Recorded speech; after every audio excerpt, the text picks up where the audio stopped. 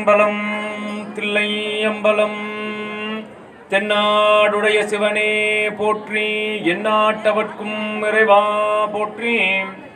ஏகம்பத்துரையந்தாய் போற்றி, பாகம் பெண்ணுரு ஆனாய் போற்றி. அண்ணாமலையும் அண்ணா போற்றி, கண்ணார் அமுதக்கடலே போற்றி.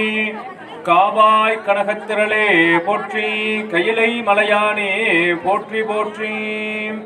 அருள் தரும் சிவகாமி அம்மை உடனுரை அருள்மிகு கைலாயநாத பெருமான் திருவடிகள் போற்றி போற்றி. அருள் தரும் மங்கையர்கண்ணி அம்மை உடனுரை அருள்மிகு அழகு சொக்கநாத பெருமான் திருவடிகள் போற்றி போற்றி.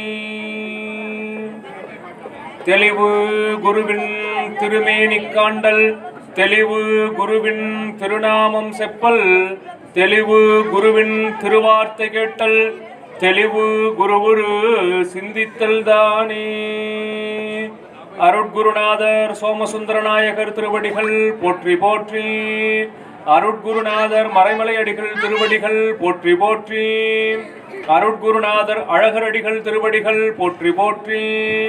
அருட்குருநாதர் ஆடலரசு ஐயா திருவடிகள் போற்றி போற்றி. அருட்குருநாதர் ஒளியரசு ஐயா திருவடிகள் போற்றி போற்றி. இந்த ஞானாசிரிய பெருமகனார் சிவமா ஜானகிராமன் ஐயா திருவடிகள் போற்றி போற்றி.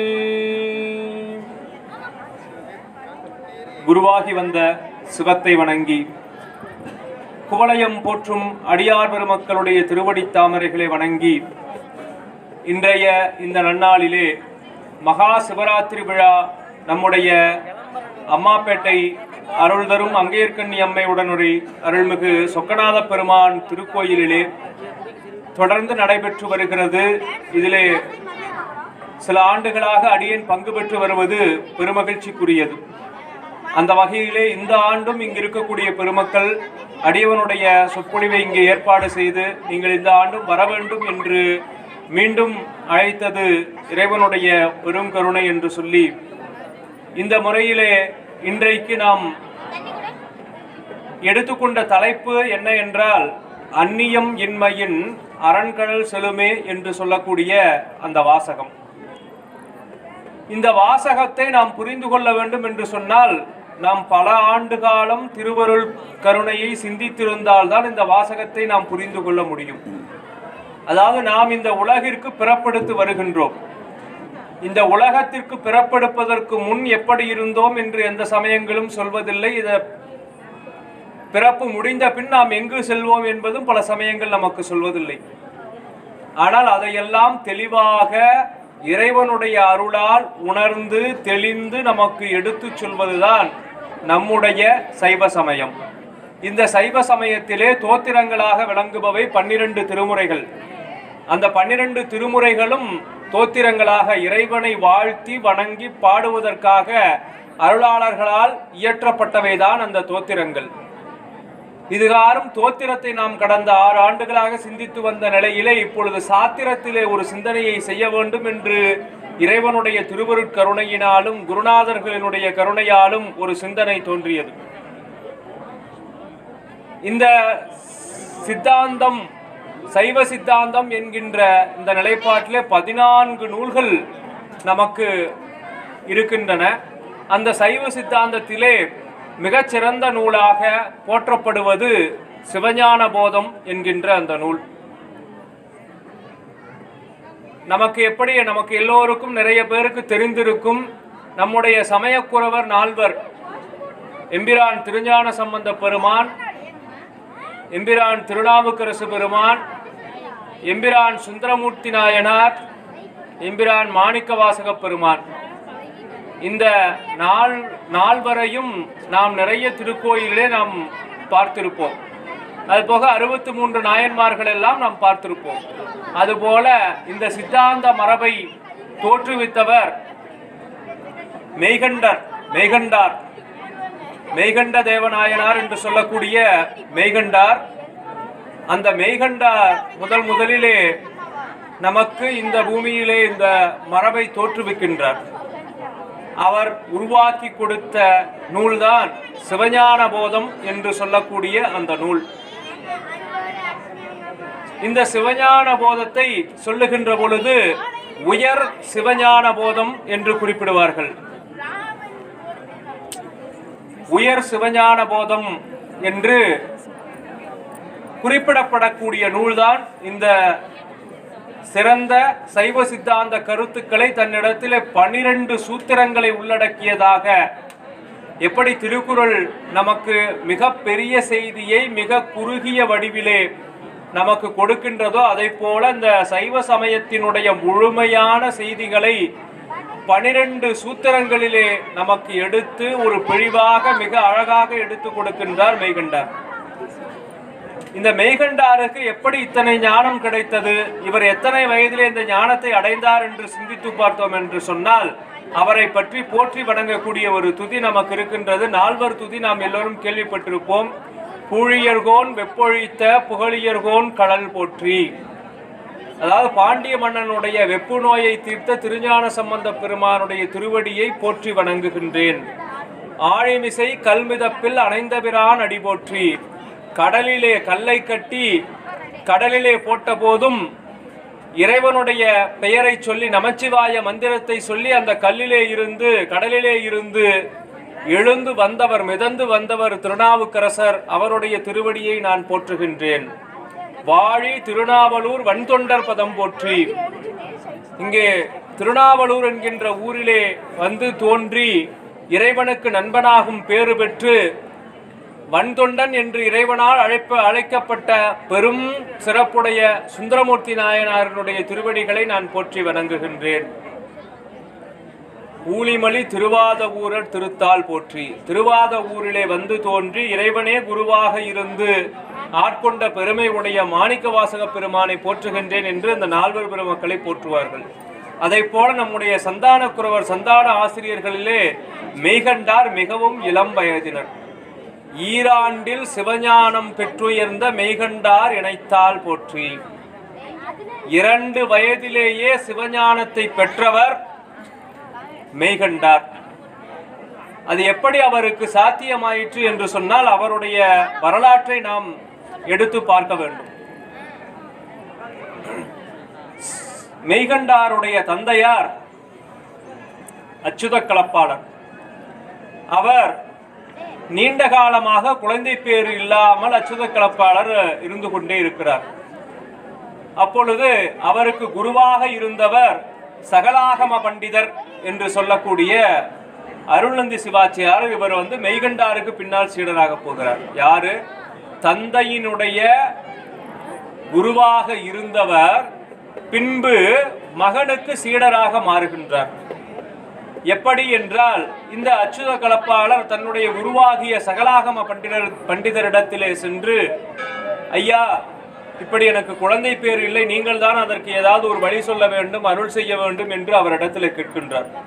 கேட்டவுடனேயே அந்த காலத்திலே திருஞான சம்பந்தர் தேவாரத்திலே கயிறு சாற்றி பார்ப்பது என்ற ஒரு மரபு இருக்கின்றது.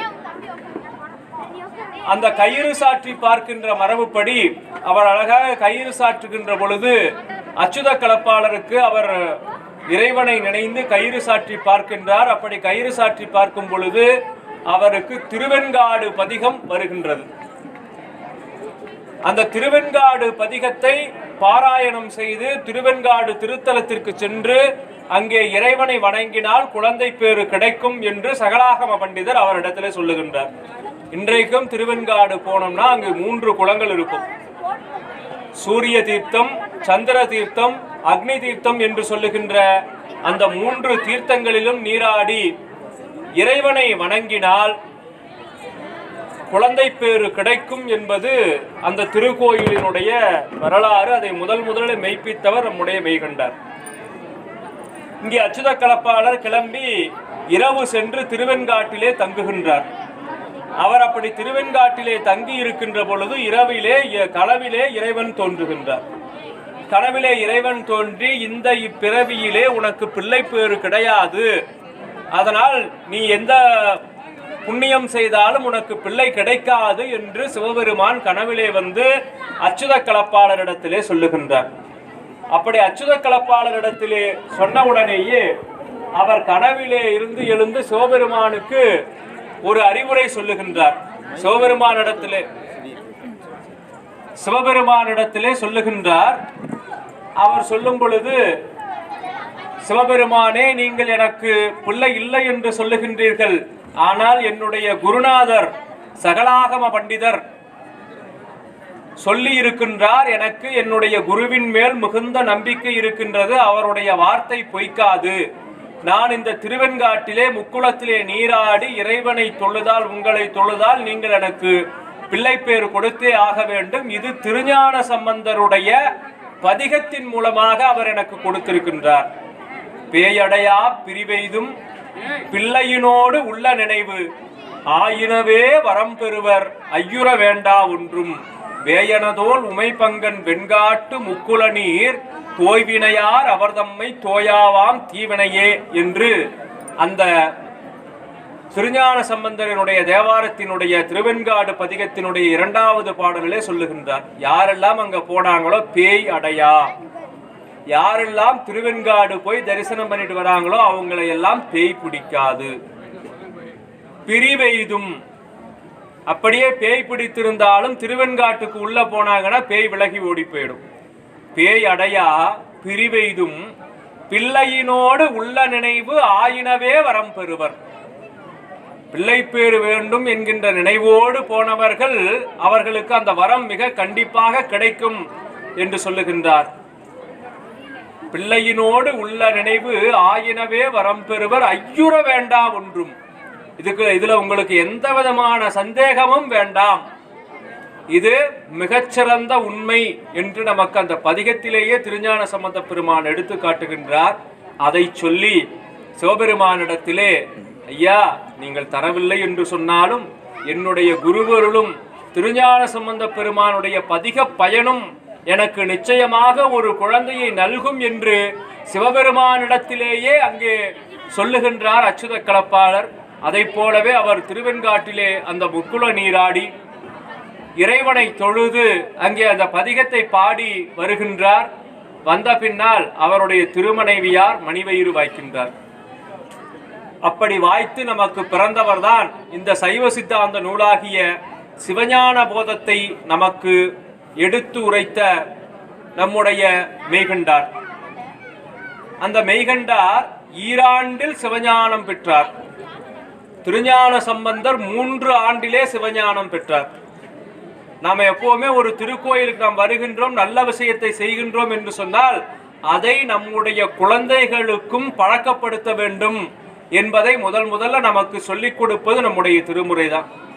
நம்முடைய திருஞான சம்பந்தருடைய திருவரலாற்றிலே அவர் நாள்தோறும் இறைவனுடைய சந்நிதிக்கு செல்லுகின்ற அவருடைய தந்தையார் சிவவாத இருதயர் புறப்படுகின்றார். அப்பொழுது 3 வயதான திருஞான சம்பந்தர் ஞான குழந்தை, அவர் உடன் வருகிறேன் என்று அழுகிறார். நாமெல்லாம் எங்கேயாவது பார்க்கு பீச்சுன்னு போனாதான் குழந்தைகளை கூட்டிட்டு போவோம், கோயிலுக்கு போனா கூட்டிட்டு போக மாட்டோம். ஆனால் கோயிலுக்கு போகும் பொழுது அந்த குழந்தை வருகிறேன் என்று அழ அந்த குழந்தையை கூட்டிக் கொண்டு செல்லுகின்றார். அப்படி சென்றவர் சீர்காழி திருத்தலத்திலே அந்த திருக்குளத்திலே நீராடிவிட்டு அகமருடம் பழிதல் என்று சொல்லி நீருக்குள்ளே மூழ்கி சில மந்திரங்களை சொல்லிக் கொண்டிருக்கிறார். உள்ளே சென்ற தந்தையை காணவில்லையே என்று அங்கே இருந்த நம்முடைய திருஞான சம்பந்தர் அழுகிறார். அப்பாவை காணவில்லை என்று அழுகிறார். அழுதவர் அப்பா சென்ற குளத்தை பார்த்து அழவில்லை, அங்கே கோபுரத்திலே விமானத்திலே இருக்கக்கூடிய அம்மையப்பரை பார்த்து அம்மா அப்பா என்று அழுகிறார். உடனே சிவபெருமான் உமையம்மையை அழைத்து, நீ அந்த குழந்தையை அழுகிறது, அதற்கு போய் பால் ஊட்டு என்று சொல்ல உமையம்மை பொற்கிண்ணத்திலே பால் கொண்டு வந்து நம்முடைய திருஞான சம்பந்தருக்கு ஊட்டுகின்றார். அப்படி அவர் ஊட்டிய உடனேயே அவருக்கு ஓமையிலா கலைஞானமும் உணர்வறிய மெய்ஞானமும் தோன்றுகின்றது. உடனே அம்மை சென்று விடுகிறார். அப்பொழுது இவருடைய அப்பா அகமருடம் படிந்துவிட்டு சிவபாத இருதயர் மேலே வருகின்றார். பால் அப்படியே அவருடைய வாயிலே உழுது கொண்டிருக்கின்றது திருஞான சம்பந்தருக்கு. யார் கொடுத்த எச்சில் பாலை உண்டா என்று அவர் கேட்க, இதோ எனக்கு பால் கொடுத்தவர் இந்த சிகரத்திலே வீற்றிருக்கின்ற அம்மையப்பர் தான் என்று சொல்லி, தோடுடைய செவியன் விடையேறியோர் தூவென் மதிசூடி காடுடைய சுடலை பொடி பூசியன் உள்ளம் கவர்கள்வன் ஏடுடைய மலரான் முனை நாள் படிந்தேத்த அருள் செய்த பீடுடைய பிரமாபுரமேவிய பெம்மான் இவனன்றே என்று அங்கே இருந்த சிவபெருமானை காட்டுகின்றார் அந்த 3 வயதாகிய குழந்தை. அப்படி திருஞான சம்பந்தரால் அவருடைய தந்தைக்கு அடையாளம் காட்டப்பட்டு இறைவனே நேரில் வந்து அவருடைய ஆணைப்படி அம்மை வந்து பால் கொடுத்ததனால் அந்த ஞானம் கைவரப்பெற்றவர் திருஞான சம்பந்தர். அந்த திருஞான சம்பந்தரினுடைய பதிகத்தை பாடி அவருடைய அருளாலும் குருவினுடைய அருளாலும் வந்து தோன்றியவர் மெய்கண்டார். அதனால அவருக்கு 2 ஆண்டிலேயே சிவஞானம்.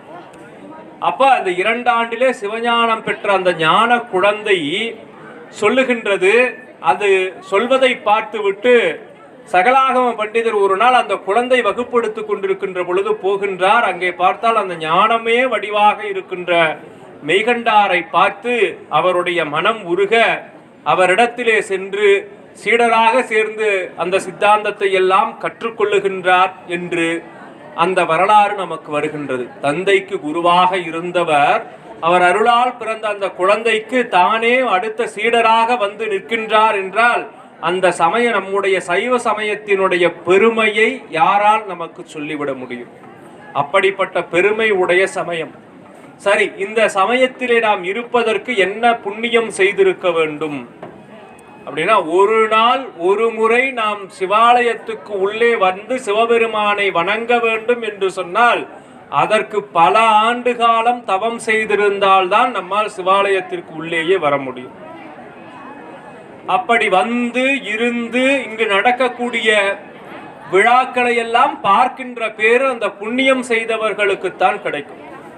எப்படிங்க இவ்வளவு உறுதியாக சொல்லுகின்றீர்கள் என்று சொன்னால், நமக்கு நம்முடைய முன்னோர்கள் எல்லாம் சொல்லி வைத்திருக்கிறார்கள், அருளாளர்கள் எல்லாம் சொல்லி வைத்திருக்கின்றார்கள். நமக்கு அதுதான் சான்று. நாம் ஒரு விஷயத்தை பல ஆண்டு காலம் படித்து தெரிந்து கொள்வதை விட ஒரு ஆசிரியரிடத்திலே சென்று கேட்கின்ற பொழுது அது எளிதாக நமக்கு விளங்கும். சில விஷயத்தை நாமே தேடி பல ஆண்டுகள் கஷ்டப்பட்டு அதை கண்டுபிடித்து ஒரு முடிவுக்கு வருவதை விட ஏற்கனவே அந்த பல ஆண்டுகள் உழைத்து கஷ்டப்பட்டு முடிவை எடுத்து கொடுத்தவருடைய முடிவை எடுத்துக்கொள்வது நமக்கு மிக எளிமையான ஒன்றாக இருக்கும். இன்னைக்கு பார்த்தீங்கன்னா நாம் ஒரு புத்தகத்தை தேடி நூலகம் சென்று தேடி எடுத்து அதை படித்து அதில் இருப்பதை தெரிந்து கொள்வதை விட இன்றைக்கு நம்முடைய செல்போனிலே உடனே கூகுளிலே அடித்தால் அது உடனே நமக்கு அந்த செய்தியை நமக்கு எந்த பகுதி வேண்டுமோ அந்த பகுதியை எடுத்து காட்டுகின்றது. அந்த அளவுக்கு இன்னைக்கு நம்ம டெக்னாலஜி என்று சொல்லக்கூடிய அந்த தொழில்நுட்பம் நமக்கு வளர்ந்திருக்கின்றது. அதை போல நாம் தேட வேண்டியது எல்லாம் நமக்கு கைக்குள்ளேயே கிடைக்கக்கூடிய அளவிலே இருக்கின்றது. ஆக இது போல எளிமைப்படுத்தப்பட்ட வழிகளிலே நாம் சென்றால் இறைவனை அடையலாம். எப்படி அடையலாம் என்று சொன்னால் அதற்குத்தான் இந்த பிறவி நமக்கு கொடுக்கப்பட்டிருக்கின்றது. எதற்காக இந்த மானிட பிறவி? அரியது கேட்கின் வரிவடிவேலோய் அரிது அரிது மானிடராதல் அரிது. அவ்வை பிராட்டி சொல்லுகின்றார். இந்த உலகத்திலேயே அரியதான விஷயம், ரொம்ப கஷ்டமான விஷயம் எது அப்படின்னு கேட்டா மனுஷனா பிறக்கிறது தான் ரொம்ப கஷ்டம் சொல்றாரு. அரிது அரிது மானிடராதல் அரிது. சரி, அதுதான் கஷ்டமா அப்படின்னா, அப்படி மானிடர் ஆன பின்னாலும் அதனினும் அரிது கூன் குருடு செவிடு பேடு நீங்கி பிறப்பதரிது. நல்லபடியா பிறக்கணும், எந்த குறையும் இல்லாம. அப்படி நல்லபடியாக பிறப்பது அதை விட அரிது. ஏன்னு கேட்டீங்கன்னா, திருவாசகத்துல மாணிக்க வாசக பெருமான் சொல்லுவார், எப்படியெல்லாம் நாம் இந்த பிறவிக்கு வருகிறோம். மாதா உதரத்தில் தாயினுடைய தந்தையினுடைய உடல்ல 2 மாதம் இருந்து அது பின்னர் தாயினுடைய உடலுக்கு வந்து அங்கே 10 மாதம் இருக்கின்றது. ஒவ்வொரு மாதமும் ஒவ்வொரு சிக்கலில் இருந்து அந்த உயிர் தப்பித்து இறுதியாக 10வது மாதத்திலே வந்து பிறக்கும். அப்படி வந்து பிறக்கும் வரைக்கும் அதை உயிரோடு காத்து கொண்டிருப்பவர் சிவபெருமான். அப்படி அவர் சிறந்த முறையிலே பாதுகாத்து நம்மை இந்த பூமிக்கு கொண்டு வருகிறார்.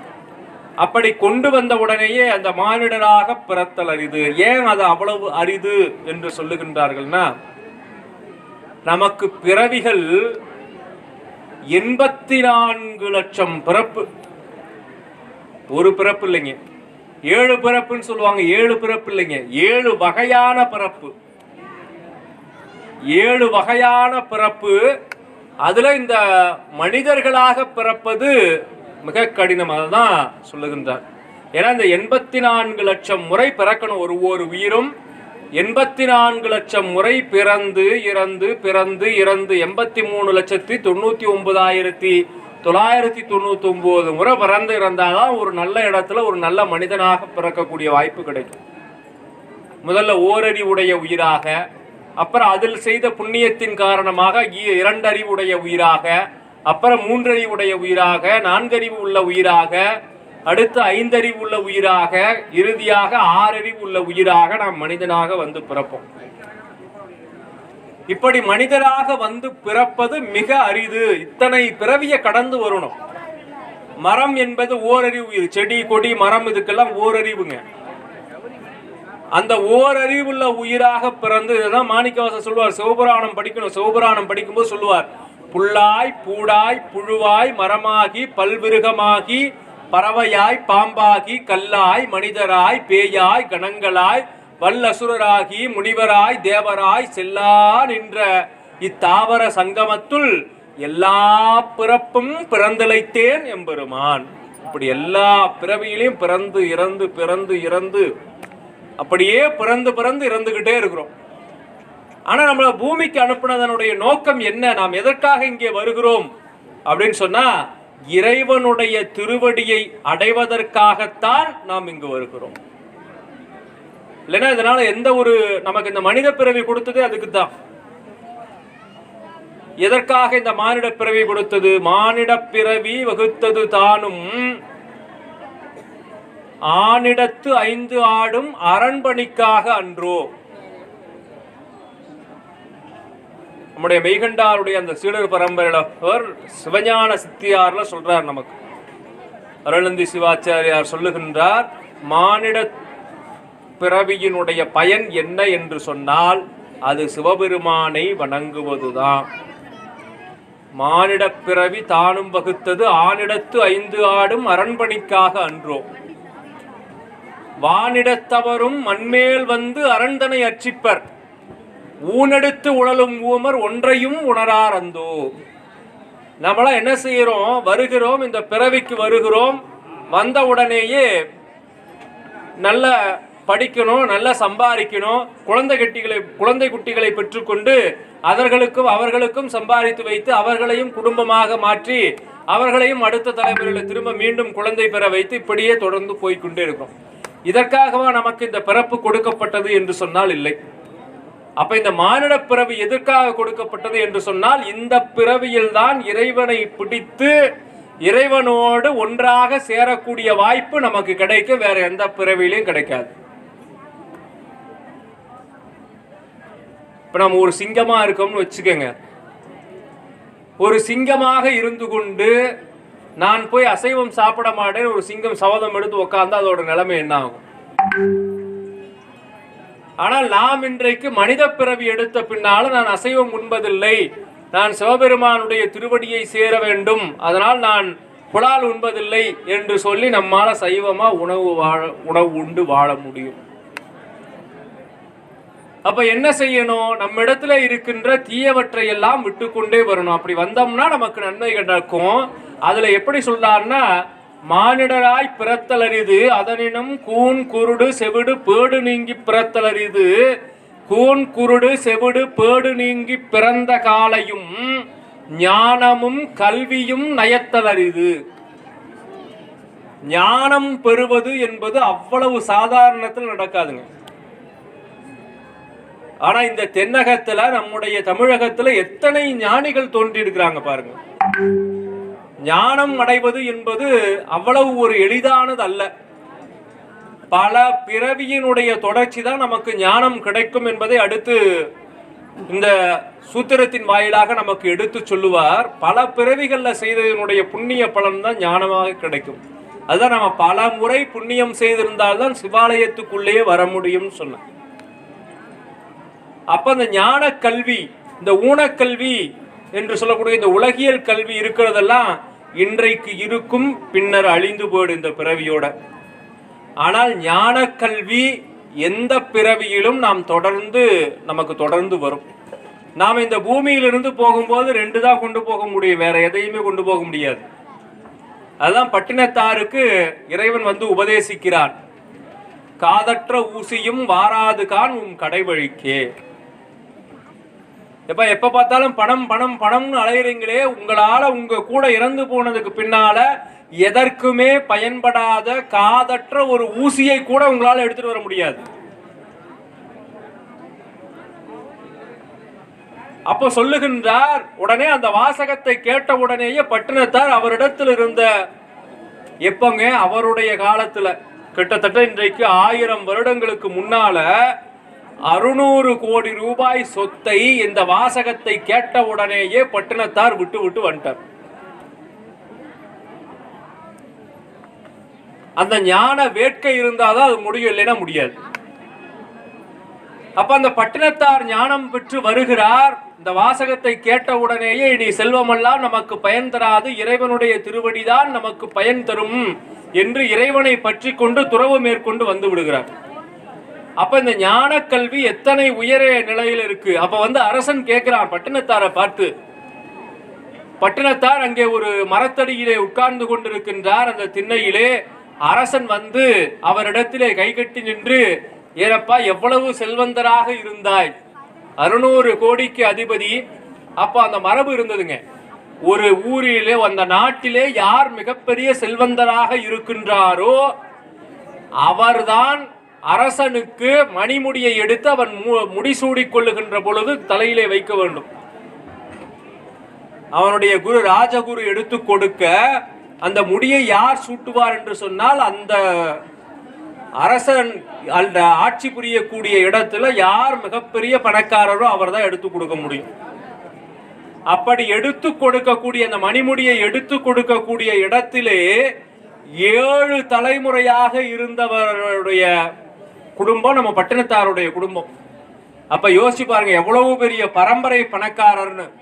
7 தலைமுறையாக ஒவ்வொரு முறையும் அரசன் மணிமுடி சூடும் பொழுது, ஒவ்வொரு அரசன் பதவியேற்கும் பொழுதும் அந்த மணிமுடியை செய்து அதை தன்னுடைய கையால் எடுத்து கொடுப்பது நம்முடைய பட்டினத்தாருடைய பரம்பரை.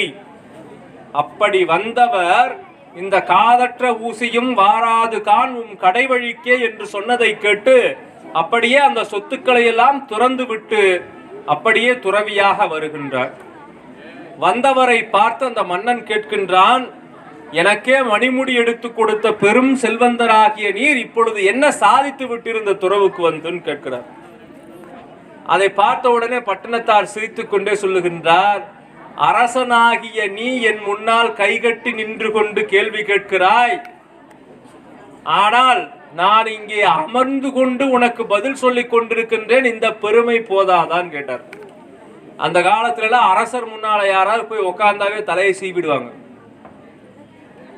அரசனுக்கு சரியாக ஆசனமிட்டு அமரக்கூடாது என்ற மரபு இருந்தது. அதே மாதிரி அரசர்களுடைய பொருட்களை வேறு யாரும் பயன்படுத்தக்கூடாது என்ற ஒரு மரபு இருந்தது. அதே போல அரசர்கள் அந்த முரசு, போர் முரசு, வெற்றி முரசு வைத்திருக்கக்கூடிய இடத்திற்கு முரசு கட்டில்னு பேரு. அந்த முரசு கட்டில் மேல யாரும் உட்காரக்கூடாது. அப்படியெல்லாம் இருந்த மரபிலே ஒரு புலவர், மோசிகீரனார் என்ற புலவர், முரசு கட்டில் முரசை எடுத்துட்டு போயிட்டாங்க. அது நல்ல நீளமான இடம். இவர் ரொம்ப களைத்து போய் அந்த மன்னனை பார்த்து பரிசு பெறுவதற்காக வருகின்றார். அந்த மோசிகீரனார் என்ற புலவர் வந்தவர் அப்படியே அந்த கட்டிலே படுத்து தூங்கிறார். அந்த வழியாக அந்த மன்னன் வருகிறான். வந்த மன்னன் யார் அது முரசு கட்டிலில் படுத்திருப்பது என்று வேகமாக தன்னுடைய வாளை உருவிக்கொண்டு அவனுடைய தலையை வெட்டிவிட வேண்டும் என்று வருகிறான். வந்து பார்த்தால் இங்கே ஒரு தமிழ் புலவர் படுத்திருக்கிறார். பார்த்தவுடன் அப்படியே பதைபதைத்து போய் கை நடுங்கி வாளை உரையிலே போட்டுவிட்டு அங்கே அருகிலே இருந்த கவரியை எடுத்து அந்த புலவருக்கு வேர்க்கின்றதே என்று அரசன் வீசுகின்றான்.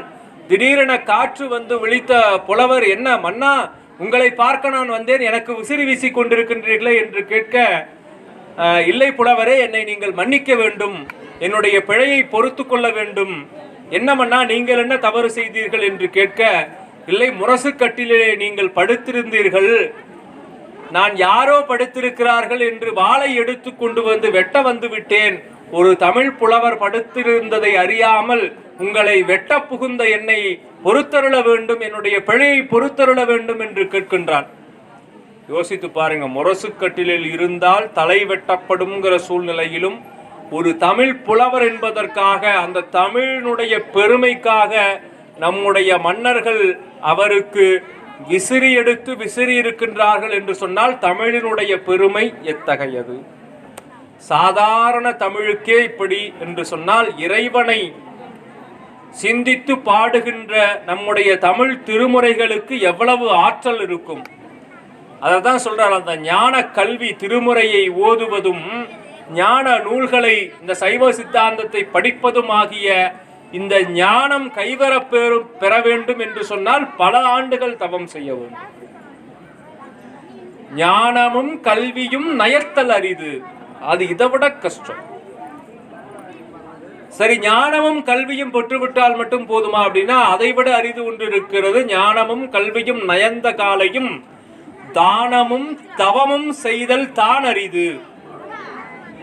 ஒருவருக்கு தானமாக ஒன்றை கொடுப்பதும் தவம் செய்வதும் மிக அரிது என்று சொல்லுகின்றாள் அவ்வை பாட்டி. தானமும் தவமும் தான் செய்தல் அரிது, தானமும் தவமும் தான் செய்த கால் வானவர் நாடு வழி திறந்துடுமே.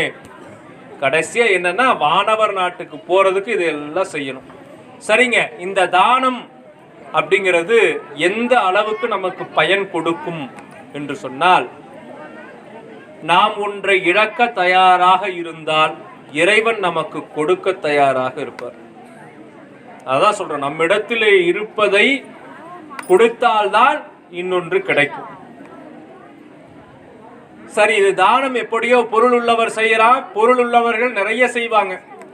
மனசு சில பேருக்கு வர்றதுல சில பேர் செய்வாங்க. பொருள் உள்ளவர்கள் நிறைய செய்யலாம், பொருள் இல்லாதவர்கள் குறைவாக செய்யலாம். ஆனா தவம் எல்லோராலும் செய்துவிட முடியுமா அப்படின்னா தவம் எல்லோராலையும் செய்துவிட முடியாது.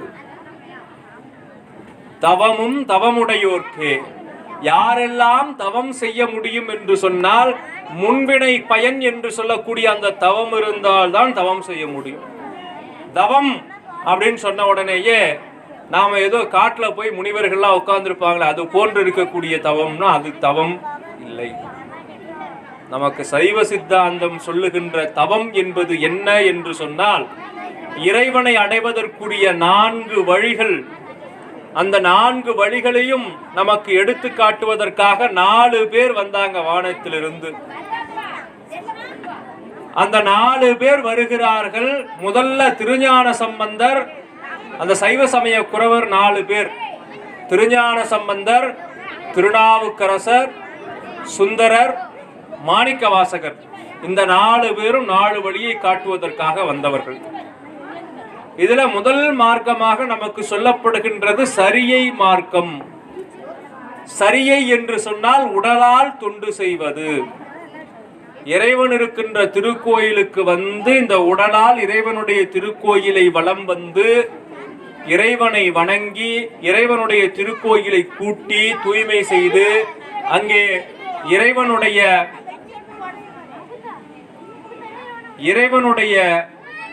திருக்கோயிலை எல்லாம் மெழுகிட்டு, அதாவது சாணம் போட்டு பூசி அதை மெழுகிட்டு அங்கே உடலால் என்ன எல்லாம் பணி செய்கின்றோமோ அதற்கெல்லாம் சரியை தொண்டு என்று பெயர். அடுத்து கிரியை தொண்டு. கிரியை தொண்டு என்பது மனதால் செய்யக்கூடியது, உடலாலும் மனதாலும். அப்படியே இறைவனுக்கு சரியை தொண்டு செய்து கொண்டிருக்கும் பொழுதே அப்படியே இறைவனுடைய புகழை பாடி மனதால் நினைந்து வழிபடுவது கிரியை தொண்டு. அடுத்து யோகம் என்று சொல்வது இறைவனை எப்பொழுதும் சிந்தையிலே நிறுத்தி எந்த செயல் செய்தாலும் இறைவனையே நினைந்து செய்வது. அப்படி இருக்கக்கூடிய நிலைக்கு யோகம் என்று பெயர். இதையெல்லாம் செய்தால், இந்த தவம் எல்லாம் செய்தால் இறுதியாக ஞானம் கிடைக்கும். ஞானம் கிடைத்தால்தான் நாம இறைவனுடைய திருவடியை சென்று சேர முடியும். அப்ப நமக்கு இந்த மானிட பிறவி கொடுக்கப்பட்டது இறைவனுடைய திருவடியை அடைய வேண்டும் என்பதற்காகத்தான். அதை நோக்கி நாம் எங்கேயாவது நகர்கிறோமா என்று சொன்னால் நிச்சயமாக இல்லை என்பதே பெரும்பாலான விடையாக இருக்கும். எல்லாரும் வரோம், எல்லாரும் சம்பாதிக்கணும்னு நினைக்கிறோம், எல்லாரும் நல்லா வசதியோட வாழணும்னு நினைக்கிறோம், அடுத்த பல தலைமுறைகளுக்கு சொத்து சேர்க்கணும்னு நினைக்கிறோம். ஆனா இத்தனை சொத்தும் சேர்க்கிறோமே, நாம் நாளைக்கு செல்லுகின்ற இடத்திலே இப்ப நம்ம ஒரு இடத்துக்கு போறோம் அப்படின்னா அங்க செலவு பண்றதுக்கு காசு இங்க பேங்க்ல போட்டு வைக்கிறோம். பேங்க்ல போட்டு ஏடிஎம் கார்டு எடுத்துட்டு போறோம். எங்கேயாவது போனா இன்றைக்கு பணம் எடுத்துக்கொண்டு போக தேவையில்லை, ஏடிஎம் கார்டு இருந்தா போதும். அது கூட இன்னைக்கு தேவையில்லை, பேங்க்ல பணம் இருந்தா போதும். எங்கனாலும் கூகுள் பே இருக்கு, போன்பே இருக்கு, எப்படி வேணும்னாலும் நாம் நம்முடைய பணத்தை உபயோகப்படுத்திக் கொள்ளலாம். அப்ப அதற்காக இவ்வளவு செலவு செய்கிறோம், இவ்வளவு உழைக்கின்றோம். ஆனால் இந்த உயிர் இங்கிருந்து அடுத்து மேலுலகத்துக்கு போக போகிறதே, அதற்கு ஏதாவது சம்பாதித்து வைத்திருக்கிறோமா? இங்க இருந்து அங்க போனா யூஸ் பண்றதுக்கு பயன்படுத்தணும். அதுக்கு என்ன சேர்க்கணும் என்று சொன்னால் அதற்கு ஒரே வழி புண்ணியத்தை சேர்க்க வேண்டும். ஏன்னா இந்த உயிர் போகும்போது ரெண்டு தான் கொண்டு போக முடியும் சொன்னேன். ஒன்று பாவம், இன்னொன்று புண்ணியம். நாம் செய்த பாவமும் புண்ணியமும் மட்டும்தான் நாம் இங்கிருந்து கொண்டு போக முடியுமே ஒழிய வேறு எதையும் நம்மால் கொண்டு போக முடியாது. அப்ப எப்படி பின்காலத்திற்கு உபயோகப்படும் என்று சொல்லி பணத்தை சேமித்து வங்கியிலே சேமித்து ஏடிஎம் கார்டுல கூகுள் பேல எல்லாம் யூஸ் பண்றோமோ அதை மாதிரி நாளைக்கு அங்க போனா உபயோகப்படுத்துறதுக்கு வேணுமேன்னு சொல்லி இப்ப இந்த உடம்பு இருக்கும் பொழுதே புண்ணியத்தை சேர்த்து கொள்ள வேண்டும். அந்த புண்ணியத்தை எப்படி சேர்ப்பது என்று சொன்னால் அந்த புண்ணியம் ரெண்டு வகையா இருக்கும், பசு புண்ணியம், பதி புண்ணியம். அது என்னங்க பசு புண்ணியம், பதி புண்ணியம்? இந்த உலகத்துல சைவ சித்தாந்தம் நமக்கு சொல்லுது, இந்த உலகத்துல 3 பொருள் இருக்கிறது. இந்த உலகத்திலே 3 பொருள் எப்பொழுதும் இருக்கின்றது. ஒன்று இறைவன், பதி. இரண்டாவது ஆணவம், கண்மம், மாயை என்று சொல்லக்கூடிய பாசங்கள். அடுத்து உயிர் என்று சொல்லக்கூடிய இந்த பசு, பதி, பசு, பாசம். அதாவது இறைவன் இருக்கின்றான், இந்த உயிர்கள் இருக்கின்றன, அடுத்து இந்த பாசம் என்று சொல்லக்கூடிய குற்றங்கள் இருக்கின்றன. இது 3 தான் எப்பவுமே இருக்கும். அப்ப இதுல இந்த பசு என்று சொல்லக்கூடிய உயிர் தான் நாம. ஒரு உயிருக்கு செய்கின்ற உதவி பசு புண்ணியமாக மாறும். அதான் அந்த புண்ணியத்தினுடைய வகையில பசு புண்ணியம். அடுத்து பதி புண்ணியம்னா என்ன? இந்த பசு புண்ணியம் எப்படிப்பட்டது அப்படின்னா, இந்த பசு புண்ணியம் நமக்கு செய்த பலனை கொடுத்து விட்டு தீர்ந்து விடும். தீர்ந்து போகக்கூடிய புண்ணியம் தான் இந்த பசு புண்ணியம். ஆனால் தீராத புண்ணியம் எது என்று சொன்னால், நிரந்தரமான புண்ணியம் எது என்று சொன்னால் அது பதி புண்ணியம். எப்படி இந்த பதி புண்ணியத்தை அடைவது அப்படின்னா, சிவன் கோயிலிலே திருப்பணி செய்வதற்கு உதவி செய்வது பதி புண்ணியம். இந்த நம்முடைய சைவ சமயம் 3 வகையான வழிபாடுகளை காட்டுகின்றதுங்க. எப்படி இந்த அந்நியம் இன்மையின் அரண்கடல் செலுமே, எப்படி நாம சிவபெருமானுடைய திருவடியை சென்று சேர்வது என்று சொன்னால் அதற்கு 3 வகையான வழிபாடை, 3 வகையான வழியை நமக்கு காட்டுகின்றார்கள். குரு, லிங்க, சங்கம வழிபாடு என்று பெயர்.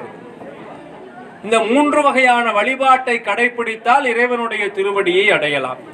அது என்னங்க குரு, லிங்க, சங்கம வழிபாடு அப்படின்னா, முதல்ல லிங்க வழிபாடுனா என்னன்னு பார்ப்போம். லிங்க வழிபாடு நமக்கு எல்லாருக்குமே தெரியும். கருவறையில இருக்கக்கூடிய சிவலிங்கத்தை ஒவ்வொரு திருக்கோயிலாக சென்று வழிபடுவது. நமக்கு திருமூல நாயனார் எப்படி வழிபாடு செய்வதுன்னு காட்டுகின்றார். எப்படி காட்டுகின்றார்? நாடும் நகரமும் நல் திருக்கோயிலும் தேடுமின், தேடி திரிந்து சிவனென்று பாடுமின், பாடி பணிந்த பின் கூடிய நெஞ்சத்து கோயிலா கொள்வனே.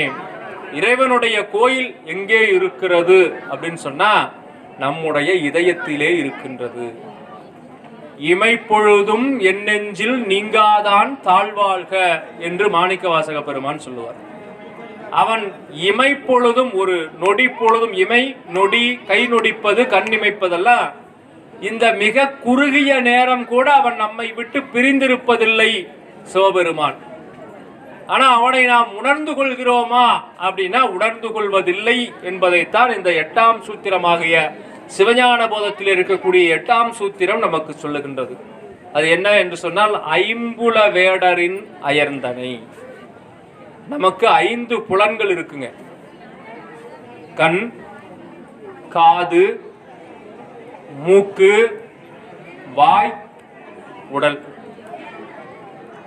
கண்ணால் பார்க்கிறோம், காதால் கேட்கிறோம், மூக்கினால் நுகர்கிறோம், வாயினால் உண்கிறோம், இந்த உடலால் தொடு உணர்வு பெறுகின்றோம். இப்படி இந்த 5 புலன்களிடத்திலேயே நம்முடைய அறிவு, உயிர் செலவிடப்பட்டு கொண்டே இருக்கின்றது. ஐம்புல வேடரின் அயர்ந்தனை வளர்ந்து என தம்முதல் குருவுமாய் தவத்தினில் உணர்த்த விட்டு அந்நியம் இன்மையின் அரண்கழல் செலுமே. இப்ப இந்த அரண்கடல் செல்ல வேண்டும் என்று சொன்னால் என்ன பண்ணணும் அப்படின்னா, இந்த 3 வழிபாட்டை செய்ய வேண்டும். லிங்க வழிபாடு, எங்கெல்லாம் சிவலிங்க திருமேனிகள் இருக்கின்றதோ அங்கெல்லாம் ஓடி ஓடி தேடி தேடி வழிபாடு செய்யணும். அப்படி வழிபாடு செய்தால் அங்கு இறைவன் வெளிப்பட்டு தோன்றுவான். சரி, இது ஒரு வகை வழிபாடு. அடுத்து சங்கம வழிபாடு என்ற ஒன்று இருக்கு. இந்த சங்கம வழிபாடு என்பது என்ன என்று கேட்டால் அடியார் வழிபாடு. யாரெல்லாம் சிவனை தன்னுடைய மனதிலே இருத்தி கொண்டு சிவனை எப்பொழுதும் வழிபட்டு வருகின்றார்களோ அவர்களை சென்று வணங்கி வழிபட்டு அவர்களுக்கு தேவையானதை பணிவிடைகளை செய்வது சங்கம வழிபாடு. அதாவது எப்படின்னு கேட்டா, யார் ஒருவர் நெற்றி நிறைய திருநீரு பூசி ருத்ராக்கம் அணிந்து ருத்ராட்ச மணி அணிந்து இறைவனை எப்பொழுதும் நினைந்து பணி செய்கிறாரோ அவரை சென்று வணங்கி வழிபடுவது சங்கம வழிபாடு. அவங்க பெரிய புராணத்துல 63 நாயன்மார்கள்ல நிறைய பேர் இந்த சங்கம வழிபாட்டை செய்தவர்கள் தான். அடியார்களுடைய வழிபாடு, யாரேனும் இலாடத்து இட்ட பூதி சாதனம் கண்டால் உள்கி. எப்படின்னா, அதை பார்த்தாலே ஒரு உருக்கம் வருமா. நெற்றியில திருநீர் பூசி இருக்கிறவங்களை பார்த்தா வணங்கணும். ஏன்னா சிவபெருமான் எப்பொழுதுமே தன்னுடைய திருமேனியில திருநீர் பூசி இருப்பார். அப்படிப்பட்ட அதை பார்த்த உடனே, அட சிவபெருமான் பூசுகின்ற திருநீரை நம் பூசி இருக்கின்றாரே, இவர் அவருடைய அடியவராயிற்றே என்ற எண்ணம் வரணும். இப்ப பாக்குற ஒரு இடத்துக்கு போறோம், இன்னைக்கு பாத்தீங்கன்னா நிறைய பசங்கள்லாம் டிஷர்ட் போட்டு போறாங்க. நிறைய போறவங்க எல்லாம் அவங்கவுங்களுக்கு பிடிச்ச நடிகருடைய போட்டோ போட்டு போறாங்க. அப்போ ஒரு நடிகரை விரும்புகின்றன, அவனுடைய படத்தை போட்டு போனோம்னா பார்த்தா அதே மாதிரி இன்னொருத்த போட்டுட்டு வரா, அட இவன் நம்மாளா அப்படின்னு பார்த்து ஒருத்தருக்கு ஒருத்தர் நட்பு கொள்கின்றார்கள். அது மாதிரி நம்ம நெற்றியில திருநீரை பார்த்த உடனே இவர் சிவபெருமானுடைய அடியவர் ஆயிற்றே அப்படின்னு அவரிடத்துல அன்பு கொள்ளணுமா. இது சங்கம வழிபாடு. யாரெல்லாம் சங்கம வழிபாடு செய்கின்றார்களோ அவர்களை யமன் பிடிக்க மாட்டான். நம்ம எப்படி இறைவனை அடையணும்னா இதெல்லாம் வழிமுறைகள். யார் ஒருவர் சிவனடியாரை மதித்து சிவனடியாரை வணங்குகின்றார்களோ அவரையெல்லாம் யம தூதர்கள் வந்து பிடிக்க மாட்டார்கள். சிவபெருமானுடைய சிவகணங்கள் வந்து அழைத்து செல்வார்கள். எப்படி? திருநாவுக்கரசு நாயனார் இதற்கு நமக்கு சான்று காட்டுகின்றார். ஏன்னா சிவபெருமான் மட்டும்தான் யமபயத்தை நீக்க முடியும், வேற யாராலையும் நீக்க முடியாது. நேற்று இருந்தார் இன்றைக்கு இல்லை என்பதுதான் இந்த உலகத்திற்கே பெருமை என்று சொல்லுகின்றார். நம்முடைய வள்ளுவ பெருமான் என்ன சொல்றாருன்னா, இந்த உலகத்துக்கு எது பெருமை அப்படின்னா, இந்த உலகத்துல நிறைய இடம் இருக்கு, அழகான இடங்கள் இருக்கு, இயற்கை இருக்கின்றது, நீர்வீழ்ச்சி இருக்கின்றது, பெரிய பெரிய கட்டிடங்கள் இருக்கின்றன, பெரிய பெரிய ஆலயம், இதெல்லாம் இந்த பூமிக்கு பெருமையா? இந்த உலகத்துக்கு பெருமையானா இல்லை, இந்த உலகத்துக்கு இருக்கிறது ஒரே ஒரு பெருமை தான். என்ன பெருமை அப்படின்னு சொன்னா, நெருநல் உளன் ஒருவன் இன்றில்லை என்னும் பெருமை உடைத்து இவ்வுலகு. நாமெல்லாம் ஏதோ 1000 வருஷம் வாழ போறோம்னு நினைச்சுக்கிட்டு அதை இதையே செஞ்சுட்டு இருக்கிறோம். நொடி பொழுதுல வந்து சேர்ந்து விடும் மரணம். நேற்று இருந்தவர் இன்றைக்கு இல்லை. சென்ற ஆண்டு நான் சொற்பொழிவுக்கு வரும்போது இங்க இருந்தவர் இன்றைக்கு இல்லை. அவ்வளவு ஏங்க, அதை காட்டிலும் திருமந்திரத்துல ஒருபடி மேல போய் திருமூலர் சொல்லுகின்றார், இந்த உடல் எவ்வளவு நிலையாமை உடையது என்று நமக்கு எடுத்து காட்டுகின்றார். திருவள்ளுவராவது நேத்து இருந்தவர் இன்னைக்கு இல்லைங்கிறார். ஆனா திருமந்திரத்துல திருமூலர் சொல்லுகின்றார், இப்ப 10 நொடிக்கு முன்னால இருந்தவன் இப்ப இல்ல. அடப்பண்ணி வைத்தார், அடிசிலை உண்டார், மடக்கொடியாரோடு மத்தனம் கொண்டார், இடப்பக்கமே இறை நொந்ததே என்றார், கிடக்கப்படுத்தார் கடந்தொழிந்தாரே. அடப்பண்ணி வைத்தார், வீட்டில் அந்த அம்மா பணியாரம் செஞ்சு வச்சிருக்கிறாங்க. அடிசிலை உண்டார், நல்ல வெஜிடபிள் பிரியாணி, நல்ல இன்னும் என்னென்ன வகையாகவோ சாதத்தில் எல்லாம் செஞ்சு வச்சிருக்கிறாங்க. அடிசிலை உண்டார், பணியாரம் சாப்பாடு எல்லாம் சாப்பிட்டு மனைவி இடத்துல சொல்லுகின்றார், மடக்கொடியாரோடு மத்தனம் கொண்டார். ஆகா, எவ்வளவு அருமையா சமைக்கிறமா நீ. இதை என்னைக்காவது யாராவது நம்ம சொல்லியிருக்கிறோமா? நம்முடைய மனைவியை பார்த்து நீ நல்லா சமைக்கிற அப்படின்னு யாராவது சொல்றோமானா சொல்லு. ஆனா இதெல்லாம் சொல்லணும்னு நம்முடைய அருளாளர்கள் காட்டுகின்றார்கள். மடக்கொடியாரோடு மத்தனம் கொண்டார், இடப்பக்கமே இறை நொந்ததே என்றார். இப்ப இந்த இடது பக்கம் நெஞ்சு லேசா வலிக்கிற மாதிரி இருக்கு, இடது பக்கம் எனக்கு வலிக்கிற மாதிரி இருக்கு அப்படின்னார். அதம்மா இருங்க தண்ணி எடுத்துட்டு வரன்ட்டு உள்ள போனாங்க. கிடக்கப்படுத்தார், நீ வர வரைக்கும் நான் 1 நிமிஷம் படுக்கிறேன்னு படுத்தார், கிடந்தொழிந்தாரே போயிட்டார். அப்போ இதுல அறிவியல் உண்மை. 3000 ஆண்டுகளுக்கு ஆண்டுக்கு ஒரு முறையாக இருந்து பாடப்பட்ட பாடல் திருமந்திரம். அதுல அவர் சொல்றாரு, நமக்கு இதயம், மனிதனுக்கு இதயம் அவனுடைய இடது பக்கத்துல இருக்குன்னு. இன்னைக்கு அறிவியல் கண்டுபிடித்த உண்மையை பல நூற்றாண்டுகளுக்கு முன்னாலேயே நமக்கு சொல்லி வைத்து விட்டு சென்றவர் திருமூலர். அப்ப யோசிச்சு பாருங்க, எவ்வளவு அறிவியலையும் எவ்வளவு தத்துவங்களையும் எவ்வளவு உண்மையையும் அடக்கியதாக நம்முடைய சமயம் இருக்கின்றதுன்னு. ஆனா இந்த சமயத்தில் இருந்து கொண்டு இந்த சமய சின்னத்தை அணிவதற்கு நம்ம எவ்வளவு யோசிக்கிறோம். ஒரு திருநீர் வைக்கணும்னா கொஞ்சமா வாங்கி அதை எவ்வளவு கொஞ்சமா வைக்க முடியுமோ அவ்வளவு கொஞ்சமா வைக்கிறது. அதில் என்ன வெட்கம்? திருநீர் என்பது இறைவனுடைய அருளை பெற உதவுகின்ற சாதனம். வாங்குங்க, வாங்கி நெத்தி நிறைய பூசுங்க. நாட்டார் பழிப்ப நாம் மேலை வீடைது ஆட்டான் கொண்டு ஆண்டவா பாடுதுங்கா நம்மானாய். திருவாசகத்துல சொல்றாரு, நீங்க நெத்தி நிறைய திருநீர் பூசுறீங்கன்னா முதல்ல கூட இருக்கிறவங்களாம் சிரிப்பான், கேலி செய்வான். அதான் சொல்றார், நாட்டார் நகை செய்ய. சுத்தி இருக்கிறவங்க எல்லாம் சிரிப்பான். ஜீன்ஸ் பேண்ட் போட்டு கிழிச்சு போட்டுட்டு போனா அதை ஃபேஷன் சொல்றான். நெத்தியில திருநீர் பூசிட்டு போனா அதை கேவலம் நினைக்கிறோம். நம்ம என்ன ஆடையில் எத்தனை மாற்றம் வந்து விட்டது யோசிச்சு பாருங்க. ஒரு காலத்தில் நாம போடுவதற்கு யோசித்த உடைகளை இன்றைக்கு வீட்டுக்குள்ளே போடுவதற்கு யோசிக்கின்ற உடைகளை இன்றைக்கு வீதிகளிலே போட்டுக்கொண்டு திரிகிற அளவுக்கு வந்துட்டோம். கேட்டா அதை நாகரீகம் சொல்றோம். ஆனால் நம்முடைய உடலுக்கும் உள்ளத்திற்கும் நம்முடைய உயிருக்கும் நன்மை தரக்கூடிய இந்த திருநீரை பூசுறதுக்கு யோசிக்கிறோம். சைவ சமயத்தினுடைய முதல் நிலையை இந்த திருநீர் பூசுறது தாங்க. திருநீரை யாரெல்லாம் எடுத்து நெத்தி நிறைய பூசுறாங்களோ அதுக்கப்புறமேட்டு அவங்களுடைய வாழ்க்கை கொஞ்சம் கொஞ்சமா மாற ஆரம்பிக்கும். இத பூசுறவங்களுக்கு மட்டும்தான் தெரியும், பூசி அனுபவப்பட்டவர்களுக்கு தெரியும். முதல் திருநீர் தான் எல்லாமே. இந்த சைவ சமயத்தில் திருநீற்றுக்கு என்றே ஒரு பதிகம் பாடினார் திருஞான சம்பந்தர். மந்திரம் மாவது நீரு, வானவர் மேலது நீரு, சுந்தரம் மாவது நீரு, துதிக்கப்படுவது நீரு, தந்திரம் ஆவது நீரு, சமயத்தில் உள்ளது நீரு செந்துவர் வாயுமை பங்கன் திரு ஆலவாயான் திருநீரே. அப்படி திருநீருக்காக பதிகமே பாடப்பட்டது. அந்த திருநீற்று பதிகம் பாடிதான் கூன்பாண்டியன் என்ற ஒரு மன்னனுடைய வெப்பு நோயை திருஞான சம்பந்தர் அந்த நோயை நீக்குகின்றார். திருநீருக்கு நோயை நீக்குகின்ற ஆற்றல் இருக்கின்றது.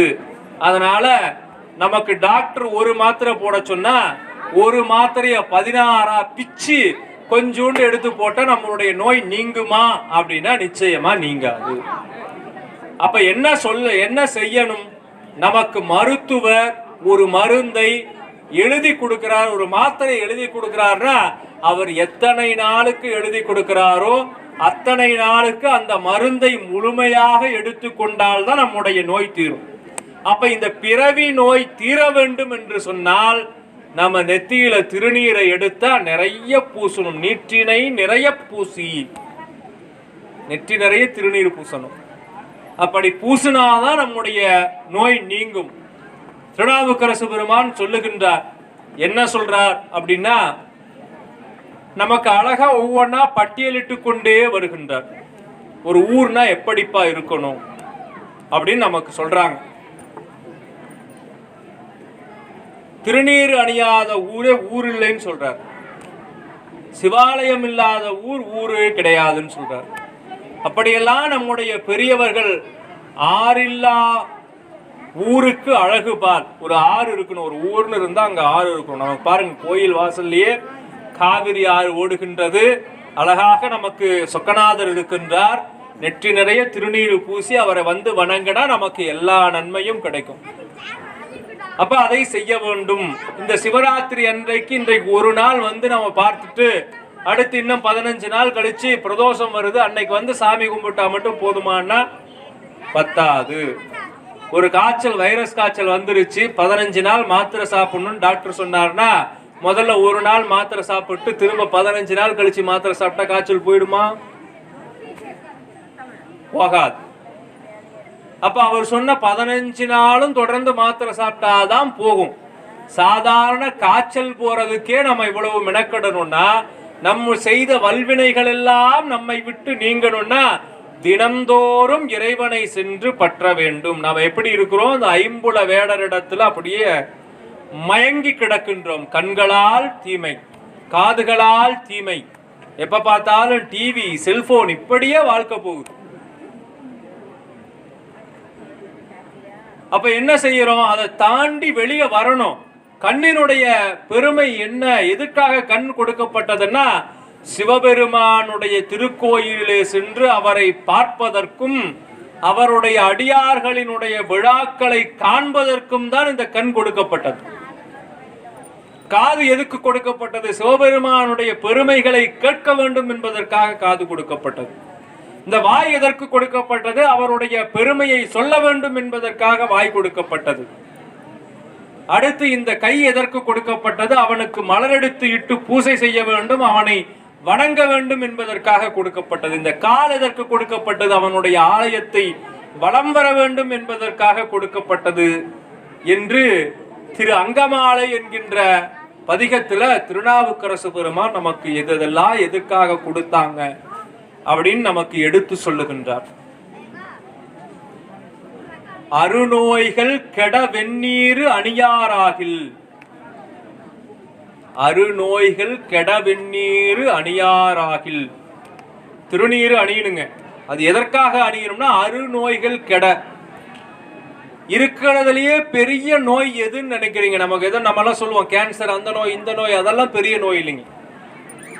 இருக்கிறதுலயே பெரிய நோய் எது என்று சொன்னால் இந்த பிறவிக்கு வருவதுதான் பெரிய நோய். அருணகிரிநாதர் சொல்லுவார், எழுகடல் மணலை அளவிடில் அதிகம் எனதிடர் பிறவி அவதாரம். எத்தனை நம்ம பிறவி எடுத்திருக்கிறோம் நமக்கே தெரியாதோம். சொல்றார், 7 கடல் மணலை அள்ளி அதை ஒவ்வொன்னா என்ன எத்தனை வருமோ அதை விட அதிகமாக இருக்கும் என்னுடைய பிறப்பு அப்படின்னார். அப்ப அந்த பிறவிதோறும் வருகின்ற துன்பத்தை நீக்கிக் கொள்ள வேண்டும்னா அதற்கு ஒரே வழி இறைவனுடைய திருவடியை அடைவதுதான். அதை தவிர வேற வழியே கிடையாது. அப்படி அடைவதற்கு உரிய சாதனமாக இருப்பதுதான் இந்த குரு லிங்க சங்கம வழிபாடு. அதுல லிங்க வழிபாடு நம்ம பார்த்துட்டோம், சங்கம வழிபாடு என்று சொல்லக்கூடிய அடியார் வழிபாடு நம்ம பார்த்துட்டோம். அதுதான் திருநீறு பூசினவங்களை பார்த்தாலே வணங்கணும் அப்படிங்கிற ஒரு மரபு நம்ம எடுத்துக்கணும். அப்படி திருநீறு பூசியவர்களுக்கு ஒரு மதிப்பு கொடுக்கணும், இறைவனுடைய அடியார் அவர் என்று வணங்கணும். இப்படி நம்மால செய்ய முடியும்னா நாம் இறைவனுடைய திருவடியை அடையலாம். அடுத்து இதெல்லாம் நம்மளால செய்ய முடியல. யோசிச்சு பாருங்க, நமக்கு 274 பாடல் பெற்ற ஸ்தலங்கள் இருக்கு. திருஞான சம்பந்தராலும் திருநாவுக்கரசராலும் சுந்தரராலும் தேவாரம் பாடல் பெற்ற திருத்தலங்கள்ல நமக்கு 274 தலங்கள் இங்க கீழே இலங்கையில ஆரம்பிச்சு மேல வடநாட்டில் இருக்கக்கூடிய கைலாயம் முதற்கொண்டு அத்தனை திருத்தலங்களும் இருக்கு. அதுல தமிழ்நாட்டுல மட்டும் கிட்டத்தட்ட 250க்கு மேற்பட்ட தலம் இருக்கு. இது நான் சொல்றது எப்போ 7ஆம் நூற்றாண்டு கணக்குல, அதாவது இன்றைக்கு 1300 வருடங்களுக்கு முன்னாலேயே 250 சிவாலயங்கள் தமிழ்நாட்டில் இருந்தது. இன்னைக்கு அது எத்தனை ஆலயமாக பெருகி இருக்கும், அத்தனை ஆலயத்திலும் சென்று நாம் இறைவனை வணங்கி வழிபாடு செய்ய முடியுமான்னு கேட்டா, அன்றைக்கு அருளாளர்கள் நடந்தே போய் செய்திருக்கிறார்கள். இன்னைக்கு நமக்கு காரு, பைக்கு, பிளைட் எல்லாம் இருக்கு, நம்மளால செய்ய முடியுமான்னா முடியல. ஏன்?